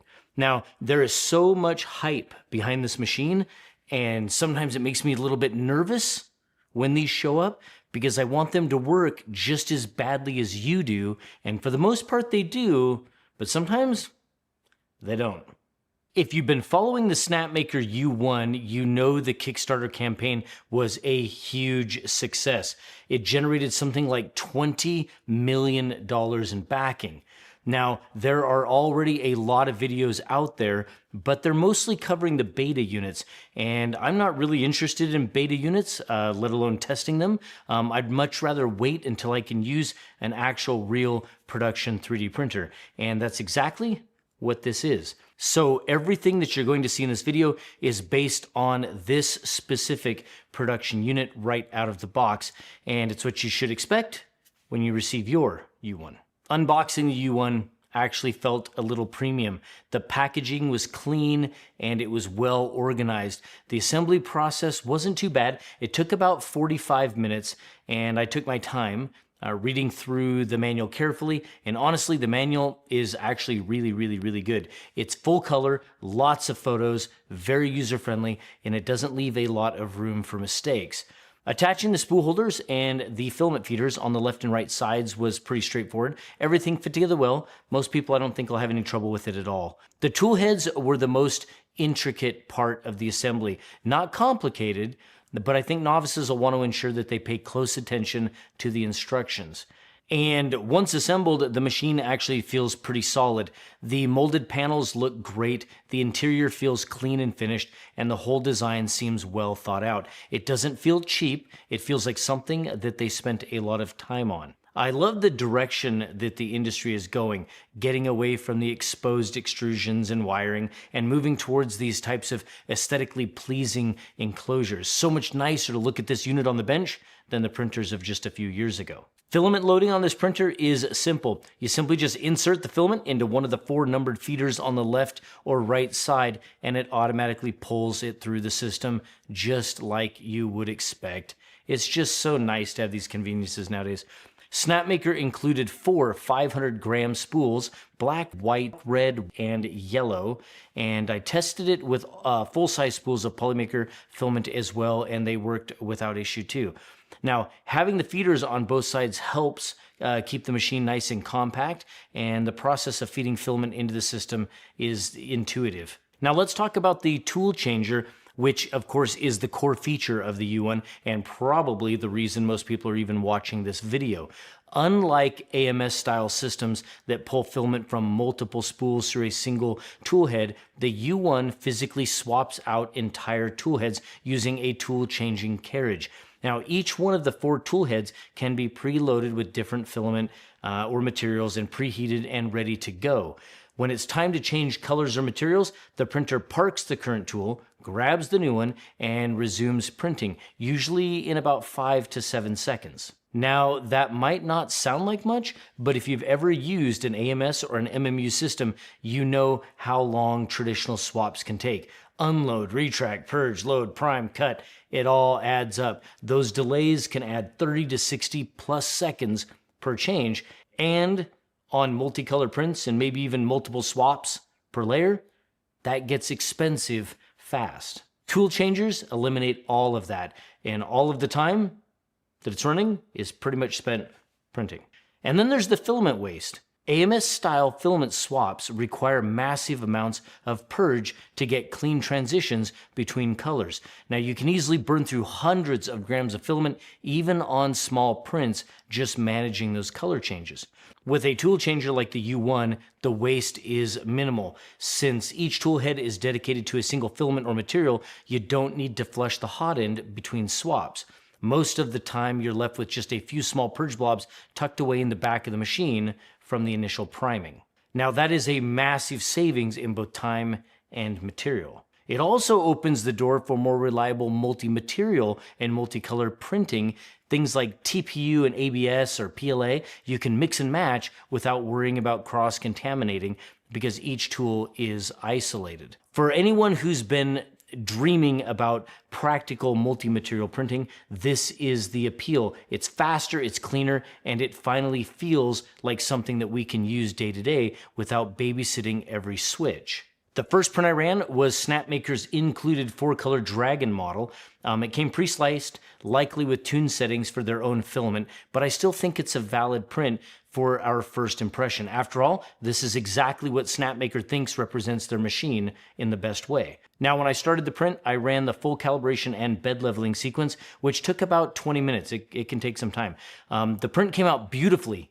Clean surfaces, sharp transitions, and great overall quality. When I look at the layers, if they look like they're stacked like quarters, that's a really good sign. Next, I wanted something quick that I could just throw in and print with a different brand of filament. I wanted to know if the same results were reproducible outside of their pre-sliced G-code. So I sliced a fun little Halloween pumpkin benchy that I found on MakerWorld, and I did that in their Snapmaker Orca slicer using orange, black, and green Polymaker filament, and ran that again. And look at that. I mean, it came out absolutely perfect. 2 prints, hundreds of tool changes, minimal purge. It just worked. It's exactly what you're expecting. Okay, here are a few specs on the machine. The build volume on the U1 is about 270 millimeters cubed. That puts it in the middle to large category, slightly above that average, like 256 millimeters that we used to see all the time. It uses the classic 300C hot end and 100C bed combination that we're so used to seeing over the past few years. That means you'll be able to print with things like PLA and PTG, TPU, ABS, ASA, pretty much everything except those exotic engineering grade filaments. Ultimately, it's not a high temperature printer, but it covers the vast majority of real world use cases. Snapmaker advertises it printing at speeds of up to 500 millimeters per second, but we haven't gotten there yet. This is just my first impressions, and I think it was probably only printing around 200 to 250 millimeters per second, but we'll get it there. It has a 3.5-inch colored touchscreen that's beautiful, it's bright, it's sharp, and it has pretty good viewing angles from the left to right, above and below. Now, there's also a 2-megapixel built-in camera on the inside, and that's, of course, like you'd expect for remote monitoring and time lapses.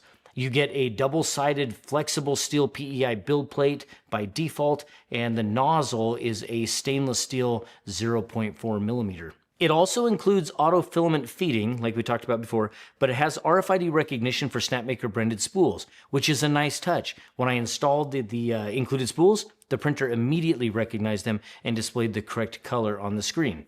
Now, we've kind of seen that with other printer brands like Bamboo, but it is nice to see this more and more. You also get all of the expected modern features. You get filament runout detection, power loss recovery, and smart safety systems. If a tool head doesn't dock correctly or it detaches mid-print, the printer is going to pause and wait for you to address it. And yes, this machine runs Clipper.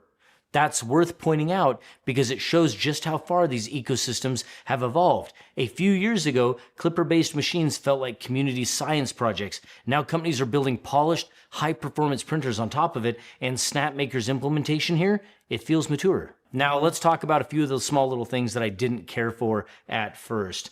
None of these are critical, none of these are super important, but they're worth mentioning. First, the noise. That was the thing that I spotted right away. There was a whine coming from inside the machine. Hard to kind of pinpoint where it's coming from. It's going to be some sort of a fan. Whether that's mine or whether that's all of them, I do not know, but I thought I'd share it. It's bearable, but here inside of a studio when you're trying to film, kind of annoying. Second, the software pairing.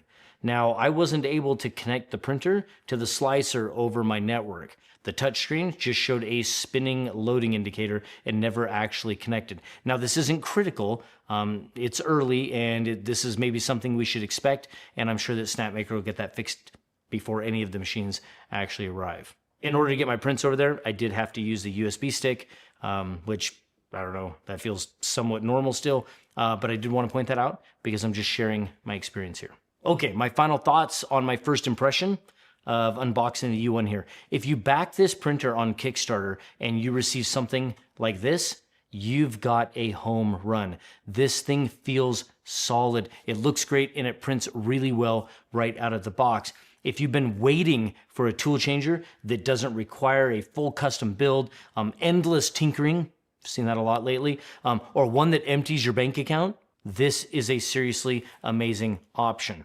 And let me say this again, I haven't put it through any long-term use yet. It literally just arrived. These are just my first impressions, and I'll definitely have more content coming soon. Now, what I'd really like to do is I'd like to compare the Snapmaker U1 against some other machines in the market, especially I think the Bamboo Lab H2D with the dual nozzle configuration. I'm thinking of testing print quality, total print time, and purge waste as kind of a head-to-head comparison. So if that's a video or something that you think that you're interested in, you'd like to see, definitely hit that like and that subscribe button and turn your bell on so you'll be notified when I drop that video. Thanks for watching. I hope you enjoyed it. And also, let me give a big thank you to my YouTube and Patreon members. I couldn't do this without you. YouTube also wants you to watch this one, so you should go do that. Binge all of my videos. Again, thanks for watching. We'll see you in the next one.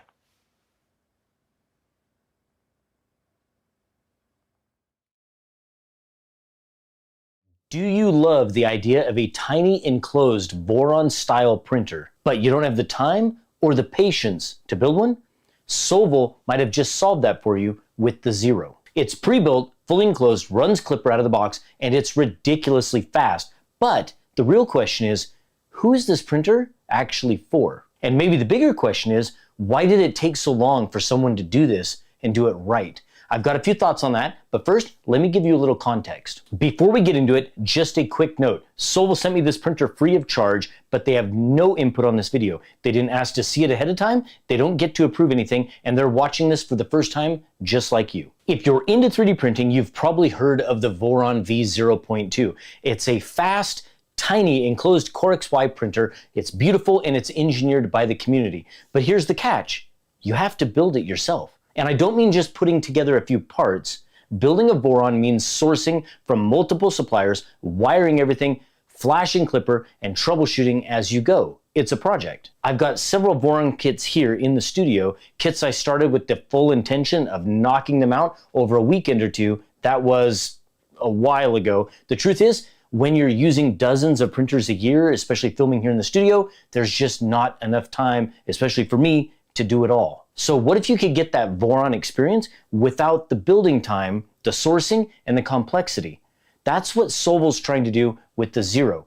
And I think a lot of people have been waiting for a machine like this. Is it even possible to get a real Voron-like experience without building it yourself? You'd think the answer to that is no, until I saw what Solval packed into this thing. First off, this printer, it actually feels pretty solid. The frame is enclosed with a glass lid and door, which gives you that great, temperature stability. And the enclosure is done right. It's not just panels that are slapped onto an open frame. They're all custom panels for this particular machine. The parts are injection molded and everything fits clean. It doesn't feel like a kit. It feels like a purpose-built machine. The build volume is 150 by 150 by 150 millimeters. That's just a little bit bigger than a Voron V0.2. Not massive, but enough for most small parts, mechanical prints, and miniatures. And then there's the hardware. A 120C heated bed for serious materials, a 350C hot end, which opens the door to print those more exotic filaments, an eddy current bed leveling sensor that's fast, clean, there's no probe wobble, and it does a full mesh in just a couple of seconds. You're also getting Wi-Fi, Ethernet, and dual USB ports, and it runs Clipper out of the box. That means no Raspberry Pi required, no firmware flashing. The thing just works. So if you're new to Clipper, here's the big deal. Most printers up until the last couple of years have been running Marlin, and that firmware runs right on the printer's control board. Everything from movement, acceleration, settings, it's all handled by that one small chip. Clipper changes that. It runs the firmware on a more powerful processor and sends the commands to the printer, which makes everything faster and more precise. That's how you get the high speeds without losing the quality. On Clipper printers, you also get a web interface like Mainsail or Fluid, where you can manage prints remotely, upload files, tweak settings, and monitor everything from your phone or laptop. Once you've used it, it's hard for some users to go back to a click wheel or some type of laggy touchscreen. Let's talk numbers. The Solval Zero is rated up to 1,200 millimeters per second. It's insane. And yes, that's the same speed tier as the FL Sun S1 Pro, which is a massive Delta machine built for high-speed printing. This printer is tiny, but it's fast. And because it's Core XY and it's running Clipper with input shaping, it can actually hold that speed and still deliver relatively clean prints. Now, obviously, you're not going to be running every print at 1,200 millimeters per second. Print quality, part cooling, material choice, all of that plays into how fast you can really go. But the point is, this thing is designed to move and move fast. So what can you do with that kind of speed and precision? Picture this, you're printing functional parts for a project, maybe shelf brackets, small gears or small prototypes. You want them done now, but they still need to fit, be dimensionally accurate and work. Or maybe you've got a bigger printer that runs all of your larger jobs and you just need something small, reliable, and fast for those daily prints. This is the kind of printer that could sit right on your desk and just run. It's not the quietest machine, it's got a little fan noise, but it is enclosed and it's a perfect second machine. Or maybe a first machine for people who want capability without the bulk. You want something just small. So now that you've seen what this thing's built like and what kind of performance it can actually hit, who's it really for? If you've always wanted a Voron style printer but never had the time or confidence to build one, this is for you. If you want a high-speed, small format machine that's built well and ready to go, this machine is for you. If you'd like to tinker and mod, but want a solid foundation to build from, this is open source and the community is going to love it. And if you're just looking for a fun, fast, enclosed printer for your bench, this one's pretty hard to beat. But it's not for everyone. If you're all about the DIY journey, sourcing every part, building it from scratch, this might feel like skipping the fun part. Might be a little bit too easy for you. If you need a large build volume, this definitely isn't the machine for you. And if you're on a tight budget, $399 isn't crazy for what you get, but it's still a premium over a basic starter printer. I've had several Voron kits sitting in this studio, some of them partially built, most of them untouched. And with how many machines I see and use each year, I just don't have the time to finish them all. But this feels like someone took the frustration of building your own Voron and said, you know what?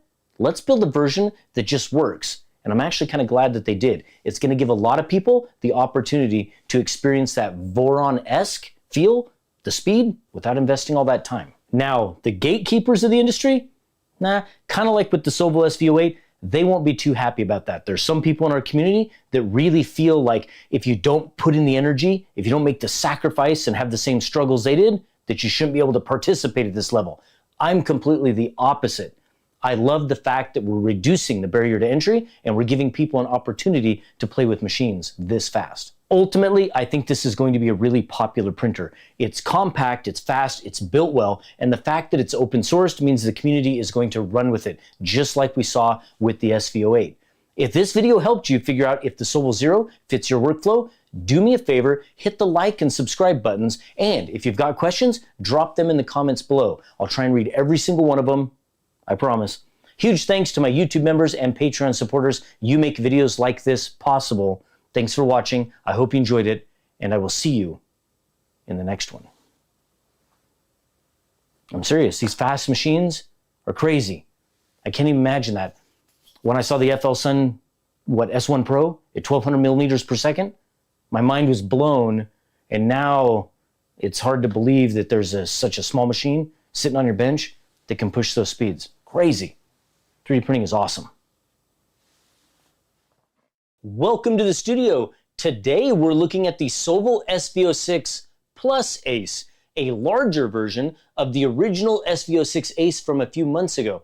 I'll try and keep this short since it's basically the same printer, just bigger. We'll go through its features, how it stacks up against the competition, print results, and my final thoughts on who this machine is for. And at the end, I'm going to share what I think is missing, just like the original Ace. Now, I've tested a lot of printers here, but this one, at this price point and with this feature set, has the potential to really shake things up in the large format bed slinger market. If you're considering a Prusa Mark IV, a Bambu Lab A1, or Elegoo's Neptune series of plus size printers, listen up.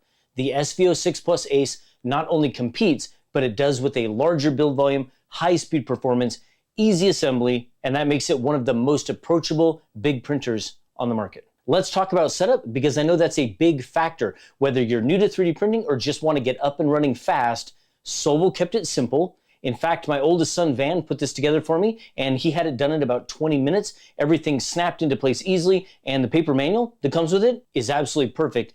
There's no overcomplicated instructions, no extra hassle, pretty basic. For beginners, the guided process of putting this machine together is pretty simple. And for experienced users, everything is what you'd expect. And you might even appreciate these reinforced braces on the back, which are going to help keep the gantry stable, especially at high speeds. Now, powering it on, you are met with a 4.3-inch touchscreen that greets you with a startup wizard that handles all the bed leveling and input shaping calibration right from first boot. That means no manual tweaking, it just works, and the interface, of course, simple, responsive, and well-designed, making it easy to navigate for anyone. Let's talk speed, because that's what everyone wants to know about. The SV06 Plus Ace advertises speeds of up to 500 millimeters per second with 15,000 millimeters per second squared acceleration.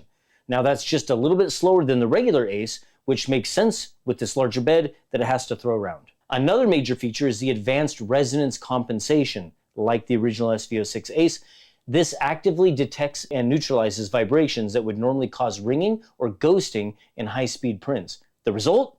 Crisp, clean details, even at these higher speeds. And then there's pressure advance, something we've been seeing more often on high-speed printers. This basically optimizes extrusion flow, reducing blobs, oozing, and ensuring sharp, well-defined corners in all of your prints. If you've struggled with blobby edges or inconsistent flow, this is what this feature is for. A printer's hardware can make or break it, and Soval brought some pretty serious upgrades here. First, let's talk about the reinforced frame. The SV06 Plus Ace now has gantry braces on the back, which help stabilize the Z-axis at high speeds. This is a big deal, especially for a 300 by 300 by 350 millimeter build volume, where taller prints are more prone to wobble. And speaking of stability, this machine, like the original Ace, has upgraded 10 millimeter Z-axis guide rods up from the standard 8 millimeter, ensuring that the gantry stays rock solid during fast movements. Combine that with dual independent Z motors, and you get precise, consistent performance with minimal tweaking. Like, no tweaking, I should say, not minimal. I haven't had to tweak anything. The extruder is Soval's planetary dual gear drive, and it's got some serious grip. Even trying to manually pull filament out, like, seriously, it's not happening. That extra grip ensures consistent extrusion, whether you're printing with PLA, TPU, PTG, or ABS. It also has a ceramic heater hot end with the 300C max nozzle temperature, meaning you can print a variety of materials. Just keep in mind, it's not enclosed, so higher temp filaments like nylon or polycarbonate won't be happening. Another small but smart addition, metal bearings and upgraded XY axis tracks for better durability. That means less wear and tear over time and a longer lifespan for the machine. User experience is something Soval has been improving, and it shows. The 4.3-inch touchscreen is clean, it's easy to navigate, and it just makes sense. You're not digging through confusing menus, it's all right there in front of you. And as for connectivity, Wi-Fi support lets you start, stop, and monitor your prints remotely, something that's basically become a must-have now. But if you prefer keeping things local, USB is still an option. It also includes a camera for live monitoring and time lapses, which is a great bonus. Whether you're at home or away, you can check on your prints and see how they're coming along. And of course, this printer is Clipper powered, meaning over-the-air firmware updates and access to remote management tools. Updates are frequent and easy, which is a big step forward compared to the old days when firmware updates were rare. Let me also add that Soval has made a real push to focus on their printers being open source and supporting the community however and whenever they can. Another key feature is the dual high-flow cooling fans on the tool head.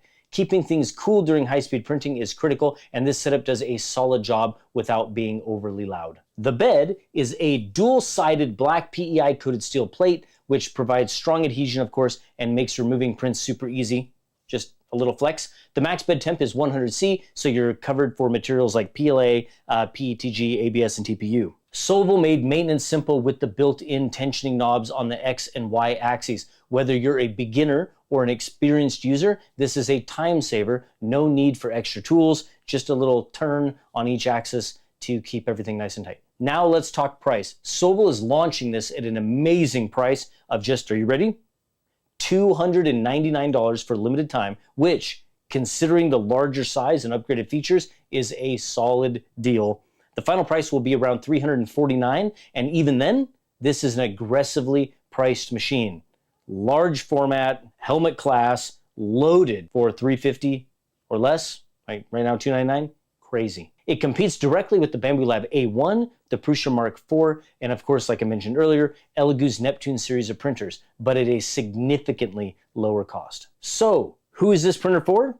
Well, honestly, just about everyone. If you're a beginner, The easy setup, auto leveling, and guided UI make it a great first printer. If you're an experienced user, the speed, stability, and clipper integration make it a powerful addition to your setup. And if you need a larger build volume without breaking the bank, this might be one of the best budget-friendly big printers available right now. But let's be real, what's missing?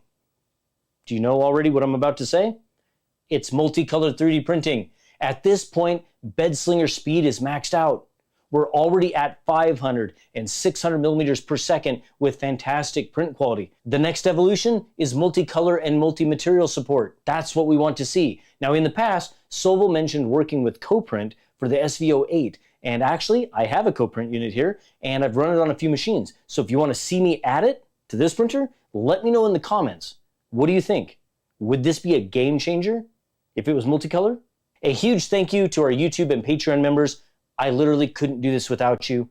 Thanks for watching this updated SV06 Ace Plus video, and I will see you in the next one.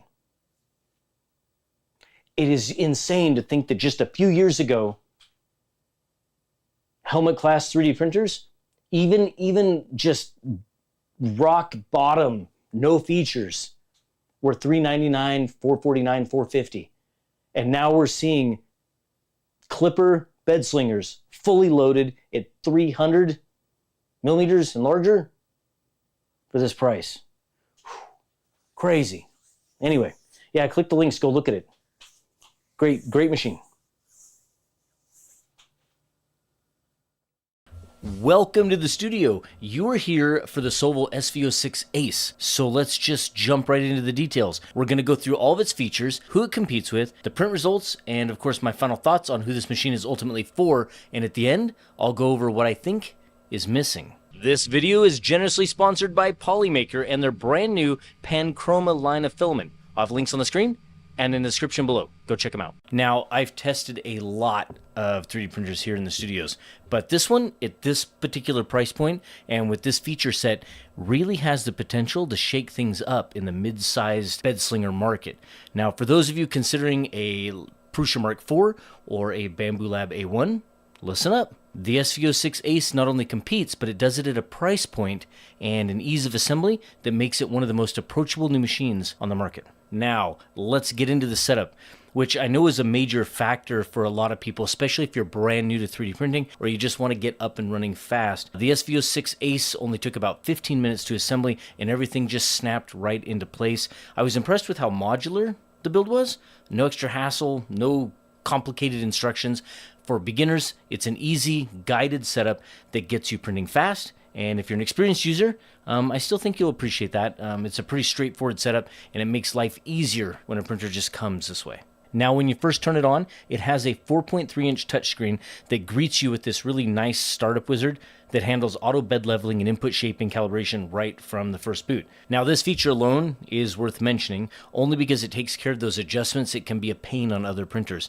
And the interface itself, beautiful, like simple, large, responsive. I think I like how Sobel has prioritized the user experience here, making it intuitive, even if this is your very first 3D printer. Now let's go ahead and talk about speed, because I think this is where all 3D printers are going. The Sobel SV06 Ace has an advertised speed of about 600 millimeters per second with acceleration of up to 20,000 millimeters per second squared, which is advertised as about 12 times faster than the original SV06 model. That means that you're looking at a 13-minute benchy.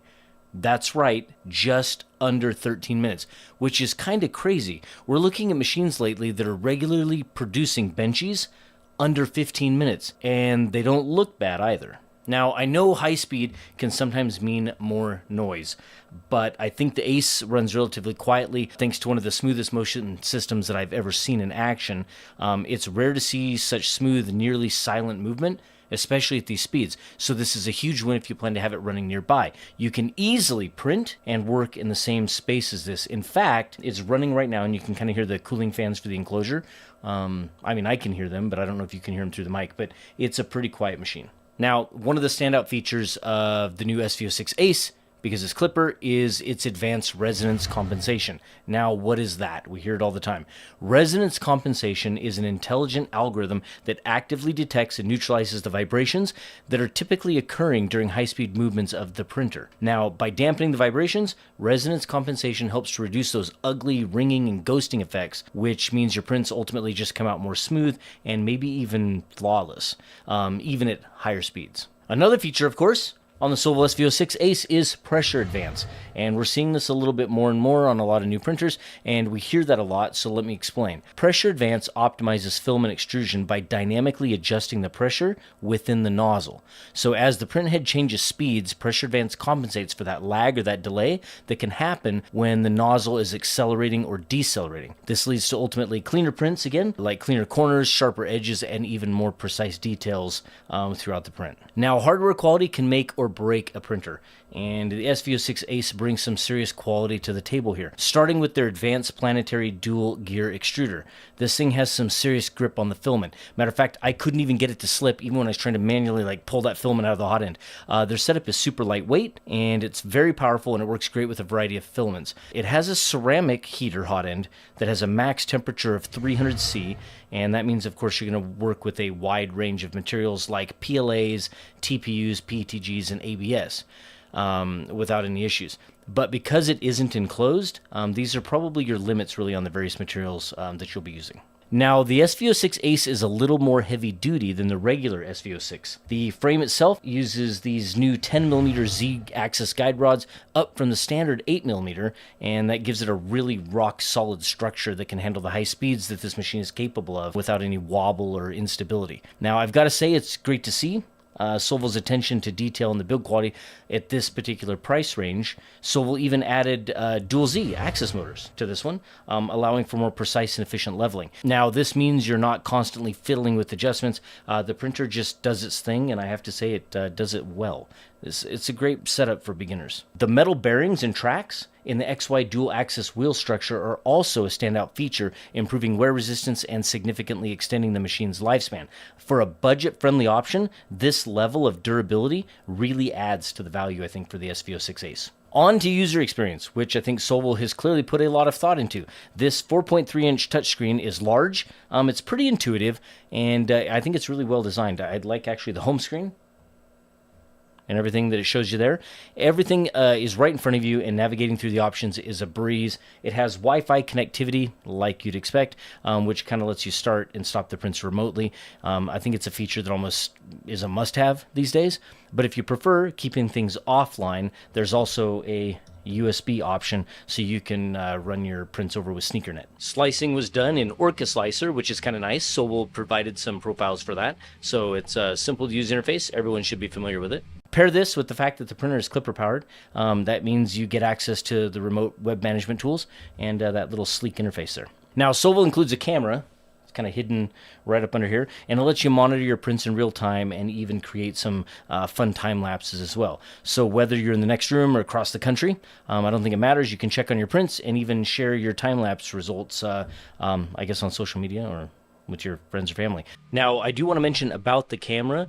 Mine actually did not appear inside the management interface, so I'm sure that's some type of configuration that I'm just missing, but I feel like that should be something that's just enabled by default, because I think that's going to be a fun feature that a lot of people want to use. The filament runout sensor up here at the top is nice, but I think it's kind of expected with just about any new 3D printer on the market today. So, but anyway, in any event, it has one. Another crucial feature is the dual high-flow fan cooling system on the tool head. This setup not only keeps things cool, but also pretty quiet. Balanced, even airflow right around the nozzle helps maintain print quality, preventing warping or cooling issues that often come up with higher speed printing. And let's not forget about the bed setup. It has a 220 by 220 by 250 millimeter on the Z build volume, and it comes with this dual-sided black PEI coated steel build plate, which provides excellent adhesion, and it makes it easy to remove prints. You just flex it and everything pops off. Solval has added some nice touches here that make maintenance easy. The X and Y axis have these bed leveling knobs, so you'll be able to adjust tension without any special tools or anything like that. You can just reach up and and keep everything nice and tight. And I think that that's something that both beginners and advanced users will appreciate. You won't be searching for tools when you want to keep those belts tight. It has very simple over-the-air updates, which is a big deal now. The companies are pushing updates as often, as quick as they are. Before, we used to feel lucky to ever get an update, and now companies are rolling out updates all the time, and this is definitely the right way to do it. Okay, and now the price. This is one of those, like, how are they doing this moments, because the early bird price for the SV06 Ace is just $259, and I think that's for the first 500 units. That's an absolute steal, considering this is a loaded bed slinger, and I think the final price after the initial discounts is going to be somewhere around like $299, which is still a pretty incredible price for what you're getting here. Okay, so now for my final thoughts here. Who is this printer for? Honestly, it's for just about everyone. Whether you're a first-time buyer or you're an experienced 3D printing enthusiast, I really think that this machine is going to work for all of you. It's fast, it's budget-friendly, and I think it produces pretty good results, making it an amazing choice, I think, for hobbyists, prototypers, or anyone looking to expand their 3D printing capabilities. If you've been waiting, I think, for a solid, medium-sized, affordable 3D printer that performs pretty well, this is definitely an option. Overall, I'm impressed with what Sovol's done here. It's an up-to-date, loaded bed slinger. It's fast, has all the features I think you're going to want, and like I said, it's available at a pretty good price point. But doesn't it feel like there's something missing? What is it?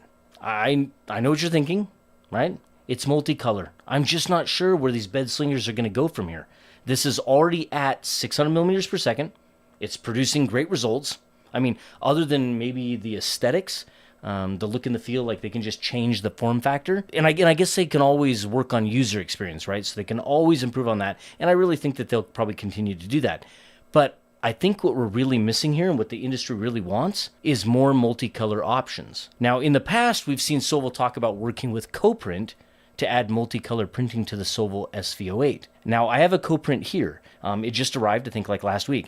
And if you want to see me add it to this machine and get this thing printing in multicolor, let me know in the comments below. And I think this machine goes in a whole new direction if we can print in multiple colors. I don't know. What do you think? Tell me below. Now, let me give a huge thank you to our YouTube and Patreon members. I couldn't do this without you. Thank you for watching. I hope you enjoyed it. And we will see you in the next one. I mean, it's a very simple machine. I don't know what to say. Simple, loaded, budget-friendly, great results, but I would want to see some multicolor on it.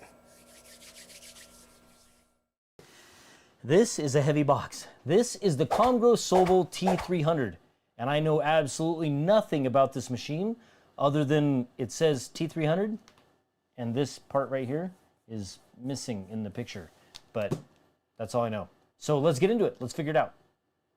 My first impressions, it's a big machine, like big, 20 inches wide on the bench, 26 inches deep, and that includes bed travel, and 35 inches tall with a loaded spool. And look, no cross piece. What do you think? I kind of like it. I like this style. Tell me in the comments below. Are we done with these? Do we even need them anymore? Aesthetics-wise, it's probably one of the most beautiful machines I've ever looked at. The aluminum extrusions, the panels that keep everything nice and tidy. It is just one gorgeous machine. It's got like a presence. Now, I had no idea what the price was when I unboxed this and assembled it. And I remember sitting back and looking at this machine on the bench and thinking, you know, this feels like peak bedslinger tech. This has got to be a $1,000 printer. But it's not. In fact, it's not even close. And we'll go over pricing just here in a moment. I think you'll be surprised. Now, before we get into all of the features of this machine in great detail, let me quickly run down a couple of the specs. This is a large format printer, meaning it is larger than 300 millimeters cubed in build volume, and it's actually really fast. This is running Clipper, and it prints at speeds up to 300 millimeters per second, and it can produce a Benchy in about 12 to 14 minutes, which is pretty darn quick. It also has a filament runout sensor, auto Z offset, and auto bed leveling, and it has a cool little light on the tool head too. Do you think you can guess what this machine's price is? With everything going on in 3D printing and prices going down to the bottom? See if you can guess. Comment below on what you think the price of this machine is, and you'll see at the end of the video. I want to see if you're right. Now, I don't want to bore you with the assembly, and I'll have chapters available, so if you don't want to see a 15-second montage of assembly, go ahead and click forward. The unboxing experience was really nice. It took about 30 minutes. There's a lot of parts. I don't think it's anything that a novice couldn't put together, but what really stood out to me was just how heavy duty this machine is built. The braces on the back of these uprights are insane. They're huge, just like on the T500. It's really impressive. And so when you get this machine finished, put together on the bench, I mean, like I said earlier, it has a presence. This is one big machine, and you gotta have kind of a good-sized bench to put it on. Let's start with the motion system. It's running a single 12mm hidden linear rail on the X. It's running dual hidden 12mm linear rails on the Z, and it's running dual hidden linear rails on the Y, but they're offset at 90 degrees. And it has a nice cable drag chain. Now, it prints at speeds upwards of 300 millimeters per second, like I mentioned earlier. And take a look at this. This right here was actually printed at 300 millimeters per second. And you'll see that closer when we get to the print results. This machine is fantastic. It's like one I want to keep. I normally give them all away, but I feel like I want to keep this one. Okay, let's talk about build volume. This is a big machine coming in at 300 millimeters by 300 millimeters by 350 millimeters on the Z with a heated build plate that gets up to 100 C, which is pretty standard. It has a double-sided PEI coated spring steel sheet, and it has a Meanwell power supply that's rated for 150 watts. Now, interesting fact, its big brother, the T500, has a 500 millimeter cube build volume with a 600 watt Meanwell power supply. Yikes. Well, it's Meanwell, means quality. All right, it's toolhead time. It has a dual gear direct drive extruder with a 0.4 millimeter nozzle that comes stock, and of course it reaches temps up to 300 C. And I feel like a broken record saying that because a lot of the 3D printers, or almost all of them that are coming out nowadays, these are the specs. Now it can print all of your regular filaments, PLAs, PTGs, ABSs, ASAs, TPUs, it can print all of it. Clipper, you heard me say it earlier. Let me explain what that means. And I apologize to those of you who are watching who already know how to use Clipper. Just humor me for a moment. Clipper is the firmware that controls these 3D printers. And Clipper is just a more cutting edge, bleeding edge version of that firmware. This is a 4.3-inch color touchscreen running Clipper as the interface. Now this is actually a computer. This is running Linux. It's running Debian actually, and it's the ARM processor version called Armbian. Now, seeing that this is a computer, this is quite a bit more powerful than some of the other 3D printers that we're accustomed to that are running the Marlin firmware. Now, I'm going to make this a thing for all of the Clipper machines that I look at. I want you to take this Clipper machine, right, which is Linux, and I want you to install Doom on it. Yes, you can install Doom. You can hook up a keyboard and mouse, and you can play Doom on this. Go check it out. It's called Chocolate Doom. Oh, and this is a MakerBase board. The default user is MKS, and the password is MakerBase if you want to SSH into it and play with that Armbian.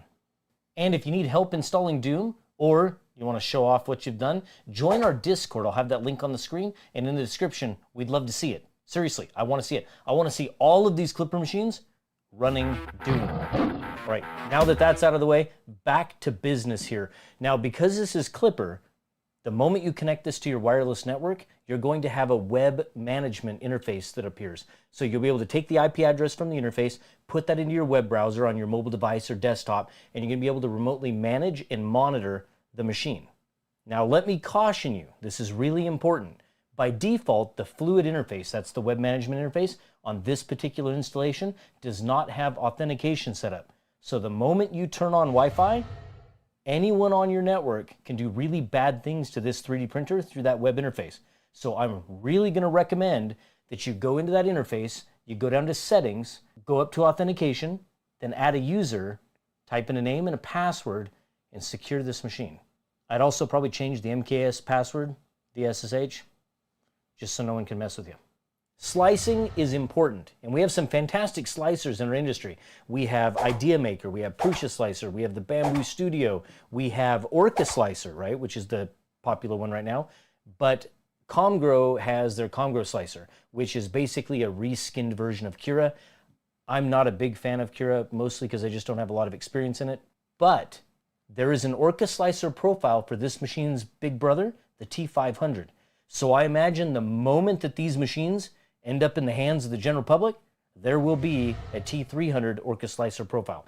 Now, getting prints to the machine can be done wirelessly. This does have Wi-Fi. It's really simple to connect to your network. It's done on the touch interface here. Or, of course, you can do it the old school way, which is actually how I was doing it here in the studio, which is with SneakerNet. You know, the USB key, walk it over, and put it in the machine. All right, now it's time for print results. Everything that you see here was sliced up in the Comgrow Cura Slicer at a 0.25 layer height, and it was printed all at 300 millimeters per second. Polymaker is one of my official sponsors, right? So if you'd like to support us, you can click that link right there. We'd appreciate it. This was printed in Polymaker's Polylite PLA Pro Green. This is their Polysonic Red. This is their Polylite PLA Yellow, and this is Polylite PLA Pro White. I will have links to these models in the description below. I picked them up all off of Printables, and I'll tag the creators in there as well. This is a Super Mario pipe, and like I said, we'll take a closer look. I think it turned out fantastic for a print that was done at a 0.25 layer height at 300 millimeters per second. You can see that there is some motion artifacts on the surface, but a lot of this is the actual model itself. On this one here, I was actually playing with temperatures. So if you look really closely, about halfway up, you can kind of see that, that's what I was doing. So that's not a reflection on the printer at all. That's just me playing with temperatures with Polysonic. I got a little excited there. But anyway, that is a fantastic print, and you'll be seeing that in some content soon. Now, this is the 12-minute Benchy, which actually came out at about 14 minutes or so. It's good. I mean, it's decent for a Benchy that was completed in about, I think, total of 14 minutes from the time you hit print, it heated up. And I think it's really good for a 12 to 14-minute Benchy. This Super Mario coin box is actually pretty sick. I like it. It's got a removable lid. But this is pretty cool. This was printed in both of those filaments. But one interesting fact, right? So while you're looking at the quality of it here, the print quality, I was playing around with temperatures on this machine because I noticed that it was doing this pipe, I think at like 220, and it was having no problems at 220C at 300 millimeters per second. And so that's what got me to start playing with Polysonic and lowering the temperature. But I lowered the temperature and I kept going down and I kept going down and I kept going down until I literally got down to 200C. And it was still printing at 300 millimeters per second at 200C. And that blew my mind. So anyway, I bumped the temperature back up because that was about the limit. I wasn't going to get any lower than that. So now when it came to this big cube, I was doing the same thing. But I had an issue where when it was making these huge grid passes on this large of a surface, at 200, I think about 205C or something like that, it started to struggle and have problems. So anyway, I bumped it right back up to 220 and it finished. I think it turned out pretty good. We put these together with 3D Gloop, right? So this is the industry's best adhesive for filaments. It's not a glue, even though it says Gloop, it's not a glue. It's actually a chemical adhesive, and it creates a chemical weld or a bond between the parts. So it actually fuses them together. So if you tried to tear them apart, your prints would actually separate at the layer lines, not actually where the gloop is holding it together. So I'll put a link on the screen and in the description, but go check them out. Fantastic product. And also, they're a sponsor of a content. Okay, I promise we are almost done. There's only two things left. One is price, and two is what I ultimately think about this machine. Right now, this machine is available for $549. No, seriously, that's not a joke, $549. That's insane. Look at where we were a year ago or even 2 years ago. This machine, I'm telling you, it'd be a $1,000 machine or more.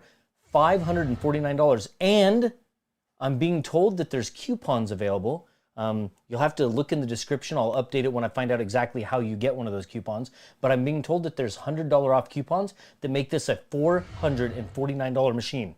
Oh my gosh. Insane. All right, it all comes down to this, right? The question, would I recommend this 3D printer to someone? And that answer, absolutely. This is one solid machine. And I'm super impressed. And I think for a price point of $549, even $449, if you can get that coupon code, that is a no-brainer. You are getting a helmet class 3D printer that's clipper based, that's loaded with every feature, and aesthetically just super impressive. At a price that we've never even seen in 3D printing before. And this makes me wonder, what's next? What else is Sobel and Comgrow cooking up? Actually, I know, but that's another video. Anyway, thanks for watching. I hope you enjoyed it, and we'll see you on the next one. You are looking at Sobel's brand new SV08. It's really good, but it's not perfect. And you're going to want to see this. And make sure you watch through to the end, because I'm going to go over the things I like, the things I don't like, and then I'll share who I think this machine is for, and whether or not I think it's a good buy or not. Now, if you've already made up your mind about this machine, then you might want to act quickly. Sobel's special pricing on this machine is incredible, and the spots are limited. So I'll have a link on the screen and in the description, but good luck. Go get one.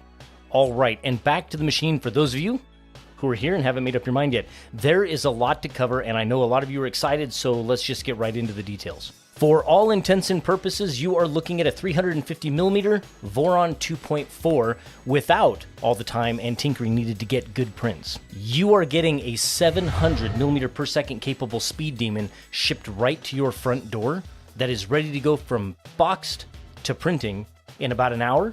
And I'm not kidding, not exaggerating. It was about 58 minutes for me, and that was with me taking my time and really kind of enjoying the process. Ultimately, you get all of the benefits of an open source Core XY machine that is infinitely upgradable without investing the thousands of dollars and the dozens of hours required to assemble and tune. Sobel is merging the tinkers and the non-tinkers, which is not easy to do. And ultimately, I think both of you groups will be very happy with a machine like this in your workspace. Now, is Sobel the first company to do it? Nah, absolutely not. But it appears that Sobel has executed this, I think, better than anyone else, at least that I'm aware of, and I also think better than a lot of people expected. There's been some naysayers out there about these mass-produced Voron machines. Now, if you've binged all the content out there about this particular machine, understand that I can only give you my thoughts and experience with the machine that I have here in the studio on my bench. And you've heard me say this before, but I make it a point not to carry the baggage of other content creators. So I can give you my thoughts unimpeded without the concern for motivations or bias of others. In short, I really don't care what other people think. I just want to give you my honest experience. Also, I know this is a bit controversial, but do you think machines like this will have an impact on the Voron industry in whole? Now, seriously, I want to know what you think, so drop a comment below. And I expect hundreds, if not thousands of comments, and your comments could determine if we do a follow-up video on this. Now, the first thing that you notice when looking at this machine is that it is not made up of 3D printed parts. These are all machined and injection molded components.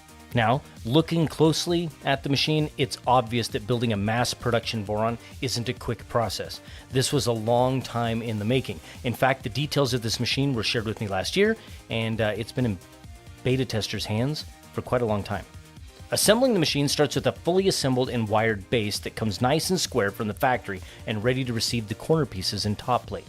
This method of assembly guarantees that you start with a truly square platform to build from, which is pretty important. The corners come beautifully machined and pre-wired. Oh, and I'm not sure who is influencing who, but ever since Comgrow merged with Sobel, I am loving the aesthetic. Look at the build quality and styling of the Comgrow T300, and now look at the styling here on the corner of the SV08. Very similar, heavy duty, and I think it looks pretty good. I like it a lot, actually. The top is a single machined aluminum cap that locks the corners together. It's pretty light, but very rigid. I guess it's gonna ensure that the machine is square, so a square top and a square base. Also, there are threaded holes all around the sides and up on top for the optional enclosure. I think that's going to be a huge selling point, actually. I think a lot of people are going to be looking at this machine and enclosing it. The gantry is a quad Z motor design that uses damping motors to keep the gantry level and to keep it from falling if it loses power. Now, that also means that you get that sweet quad gantry leveling system, right? So it's like it can do it in every direction. Simple to install, just fit it in kind of at an angle, and then 2 bolts in each corner lock it into place. I keep smacking this filament. It's in a bad spot. Now, one of the features that I really like is that it uses CAMP for mesh leveling. So if you aren't familiar with what CAMP is, it's an adaptive mesh leveling technology where it only makes leveling adjustments where the print will be. So if you're printing something small in the center, that's just where it's going to do the mesh measurements. Along with the induction auto leveling, which works very well, by the way, it has auto Z offset. It does that here in the back, and we'll be touching more on that in just a moment. It's using a proprietary or custom ceramic cartridge style hot end with a maximum temperature of 300 C, and it has an AC powered heat bed with a maximum temperature of 100 C. That's the classic 300-100 combo that we see a lot. The build plate is 350 millimeters squared with a Z height of 345 millimeters, so just a little bit shy. And the build plate itself is a flexible PEI coated sheet with a medium rough texture. Now the interface on this is a standard or classic click wheel, and I'm usually pretty apathetic about interfaces on physical machines, especially for those that can be managed remotely. But for this machine, I kind of felt like the whole thing feels more premium, and I think it could have had a better interface, actually. Like, I would have loved to seen like a big 5 or 6 inch touch interface. That's my preference. Which does bring me to the side of the machine over here, and that's where we'll find an HDMI port, and that's actually where you can add an external display or interface, which is pretty awesome, and we'll touch more on that later in a separate video. We have a whole thing dedicated to it. It's gonna be kind of fun. So make sure you're subscribed. Do it. Click subscribe and like, thumbs up. On the side here, right there, we have next to the HDMI port, we have also 2 USB type A ports and Ethernet. Now it also has Wi-Fi, and it's got that kind of quirky Wi-Fi configuration where you gotta put your password and information in the file that's on the USB key and put it in there. I think that's always kind of wonky, but that's how it's done on this machine.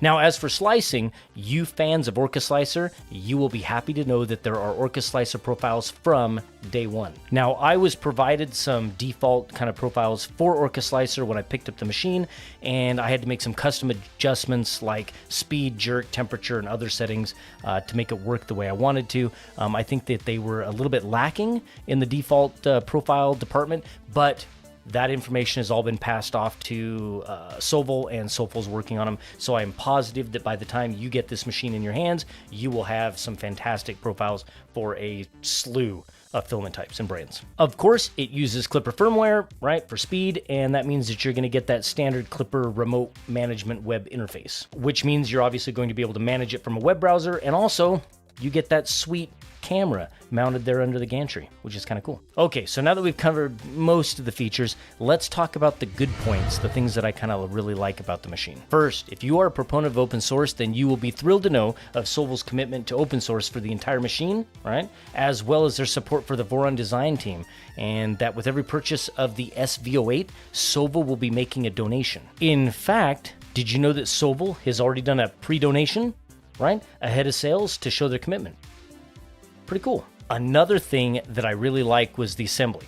It's just really good, and it's almost exactly an hour from start to finish, and it can be done by novices or experts, so don't worry. And you can tell that Sovol has invested a lot of time and money into this process to give users the best chance at success. In fact, I think the assembly process would be fun as a family activity. Parents, go grab your kids and go through the assembly with them. It's going to be simple enough for them to understand, and they'll learn a ton along the way. The build quality on the SV08 is fantastic. It's heavy.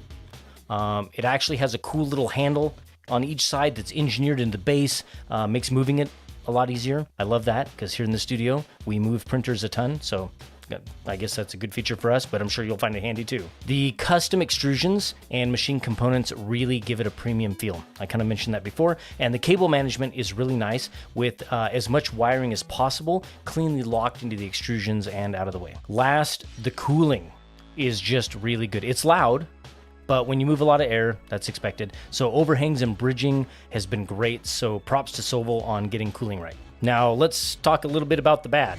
The manual is great, one of the better assembly manuals that I've ever seen, but everything was great until I got to about page 13, and in those steps on that one page, there was about 12 different items that needed to be connected in the wiring. Now, for those of you who are experienced, I don't really think this is a big deal, but for beginners, it might be a bit overwhelming. And my advice for you would be to just slow down, work through each of the little sections one at a time on that page.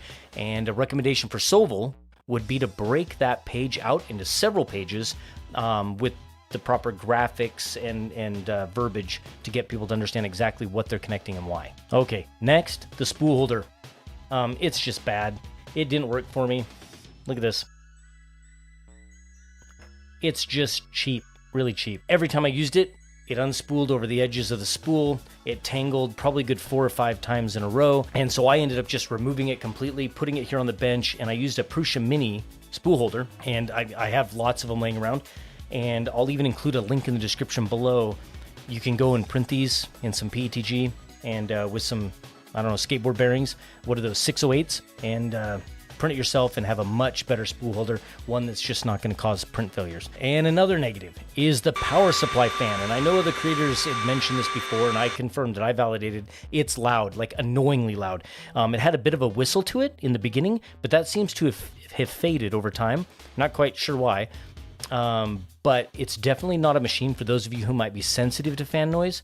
And it also seems to not be as loud if I lift up the machine on one side. So likely it's some sort of restriction with the air. I imagine put it on some taller feet, let more air under it, cut out the fan shroud, do something. All right, now filament loading can be a bit tough and a bit annoying. Sometimes the filament just won't go in the hole.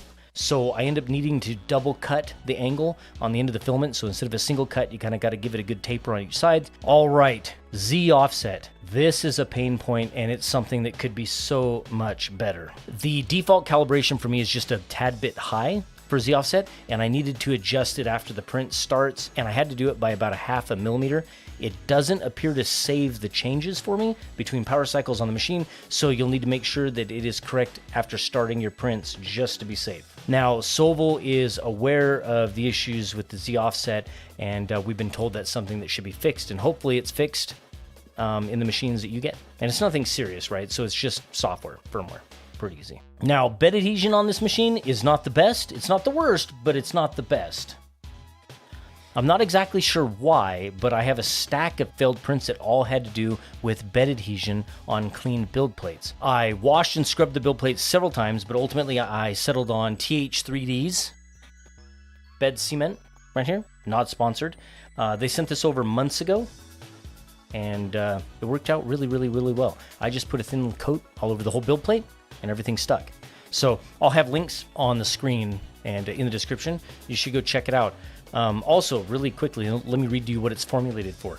It says formulated for PLA, PTG, ABS, ASA, nylon, PC, TPU, carbon fiber, glass fiber. Works with all major filament types used in FDM printing. Okay, I know a lot of you are dying to know what the price is, so here it is. Soval isn't messing around. Early pricing for the SVO8 is, wait for it, $499. Oh my gosh. It's absolutely unbelievable. I'm not sure how they can actually produce a machine like this under 500, but here we are. Now with Voron kits, anywhere from 800 to 2,000, and with some you still need to add printed parts and electronics, and that doesn't even take into account your time for assembly and tuning. $499, I think, is a game changer for this industry, and it's going to be a very popular machine for a long time coming. All right, print quality. So now you've seen all the features, you've seen the price, you've heard some good, you've heard some bad, but how does it print? Well, everything covered up to this point is meaningless if the machine doesn't deliver on print quality, right? That's the way it goes. Well, it's sort of true, and it's sort of not true. My machine has been printing great, but also keep in mind that this machine, being a Voron, is infinitely upgradable and tunable, meaning that regardless of how my prints turned out, which I think they turned out great, they can get a heck of a lot better, and it really determines on how far you want to push or how hard you want to push this printer because of the platform that it's built on. Now, my first prints were printed at relatively average speeds of about 150 to 200 millimeters per second, but I was catching what I thought was like slight hints of ringing. So I turned up the speed a little, not too much, and immediately I was met with the obvious ringing that I had suspected earlier. What I did is a quick tighten of the belts. It's easy, 2 bolts right here on the front, and then you can tighten those belts up. And the moment I did that, everything on this machine just got better. I could crank the speeds up to 400 plus millimeters per second, and the prints came out so clean. Super impressed. It prints at 12-minute benchy that is nearly perfect. In fact, we did that live on our Twitch stream with a filament that I had never even tested before, and it was super impressive to watch. Everyone was impressed. Speaking of which, you should go follow us on Twitch, twitch.tv/LoyalMoses. We're live 3 times a week. Go over there, do it. We give away filament and printers all the time.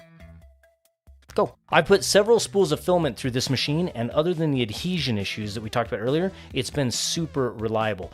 One of the failed prints that I really wish hadn't have failed was the milk crate back here behind me.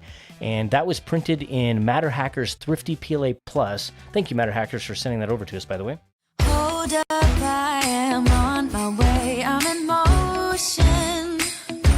Let's go to the ocean. Yeah, let's go outside.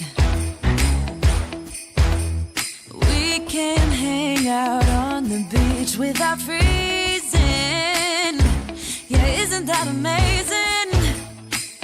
In Christmas times,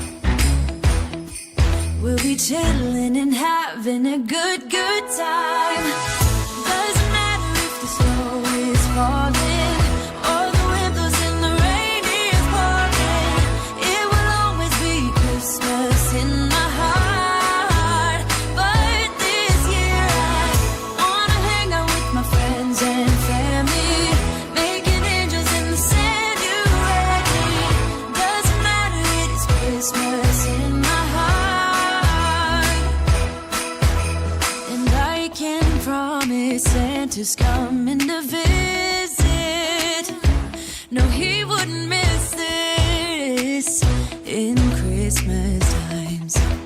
Oh, and the sun said it is just getting better on a blanket with the skyline painted in blue.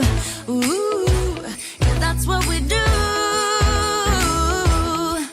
We'll be chilling and having a good time. Doesn't matter if the snow is falling or the wind blows and the rain is pouring. It will always be Christmas in my heart. But this year I wanna hang out with my friends and family, making angels in the sand. You ready? Doesn't matter, it is Christmas in my heart. Here we go.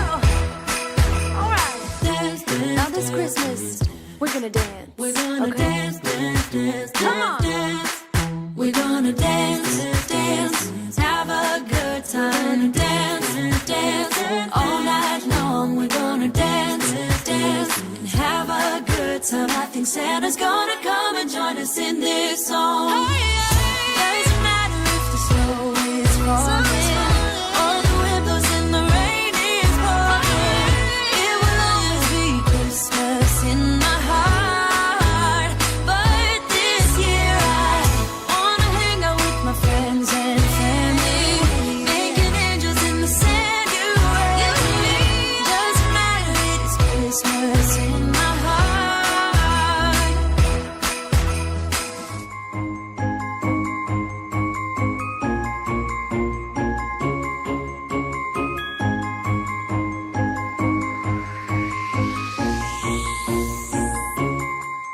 Sleigh bells ringing, diamonds blinging, carols singing, favorite season. Sleigh bells ringing, diamonds blinging, carols singing, favorite season. They said, say Nick, what you got up in that bag, yeah. I got racks in my sack or in my bag, yeah. They said, say Nick, what you got up in that bag, yeah. I got racks in my sack or in my bag, yeah. Frozen, neck is frozen. Catch me rolling, I'm the chosen. Snow is falling, Elfie's calling.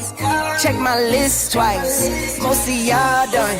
Sleigh bells ringing, diamonds blinging, carols singing, favorite season.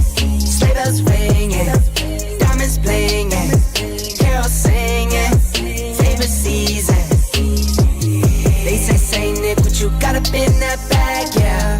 I got racks in my sack or in my bag, yeah. They said, say Nick, what you got up in that bag, yeah. racks in my sack or in my bag, yeah. Dasher, Dancer, Prancer, and Vixen. Comet, Cupid, Donner, and Blitzen.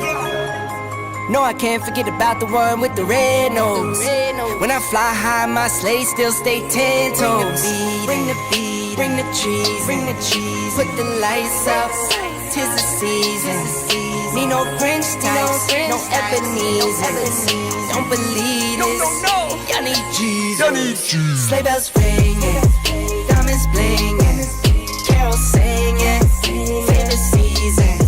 Sleigh bells ringing, diamonds blinging, carols singing, favorite season. They said, Saint Nick, what you got up in that bag, yeah. I got racks in my sack or in my bag, yeah. They said, Saint Nick, what you got up in that bag, yeah. I got racks in my sack or in my bag, yeah. They said, Saint Nick, what you got up in that bag, yeah. I got racks in my sack or in my bag, yeah. They said, Saint Nick, what you got up in that bag. I got racks in my sack or in my bag. Merry Christmas, everybody.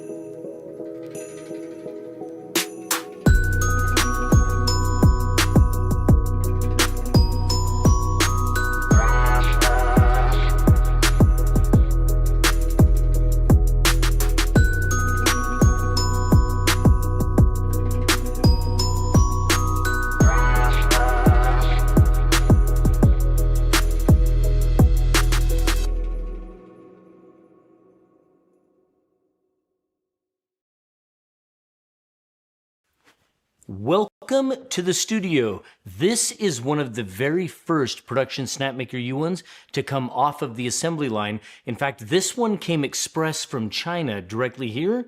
This isn't a beta or an early prototype. This is the actual machine that Kickstarter backers are going to get. Full disclosure, this video is not a review. It's just my first impressions. In fact, I haven't had the machine very long at all, but I wanted to get some content out there to kind of share my excitement about this and reassure those people who backed it. Now, there is so much hype behind this machine, and sometimes it makes me a little bit nervous when these show up, because I want them to work just as badly as you do, and for the most part they do, but sometimes they don't. If you've been following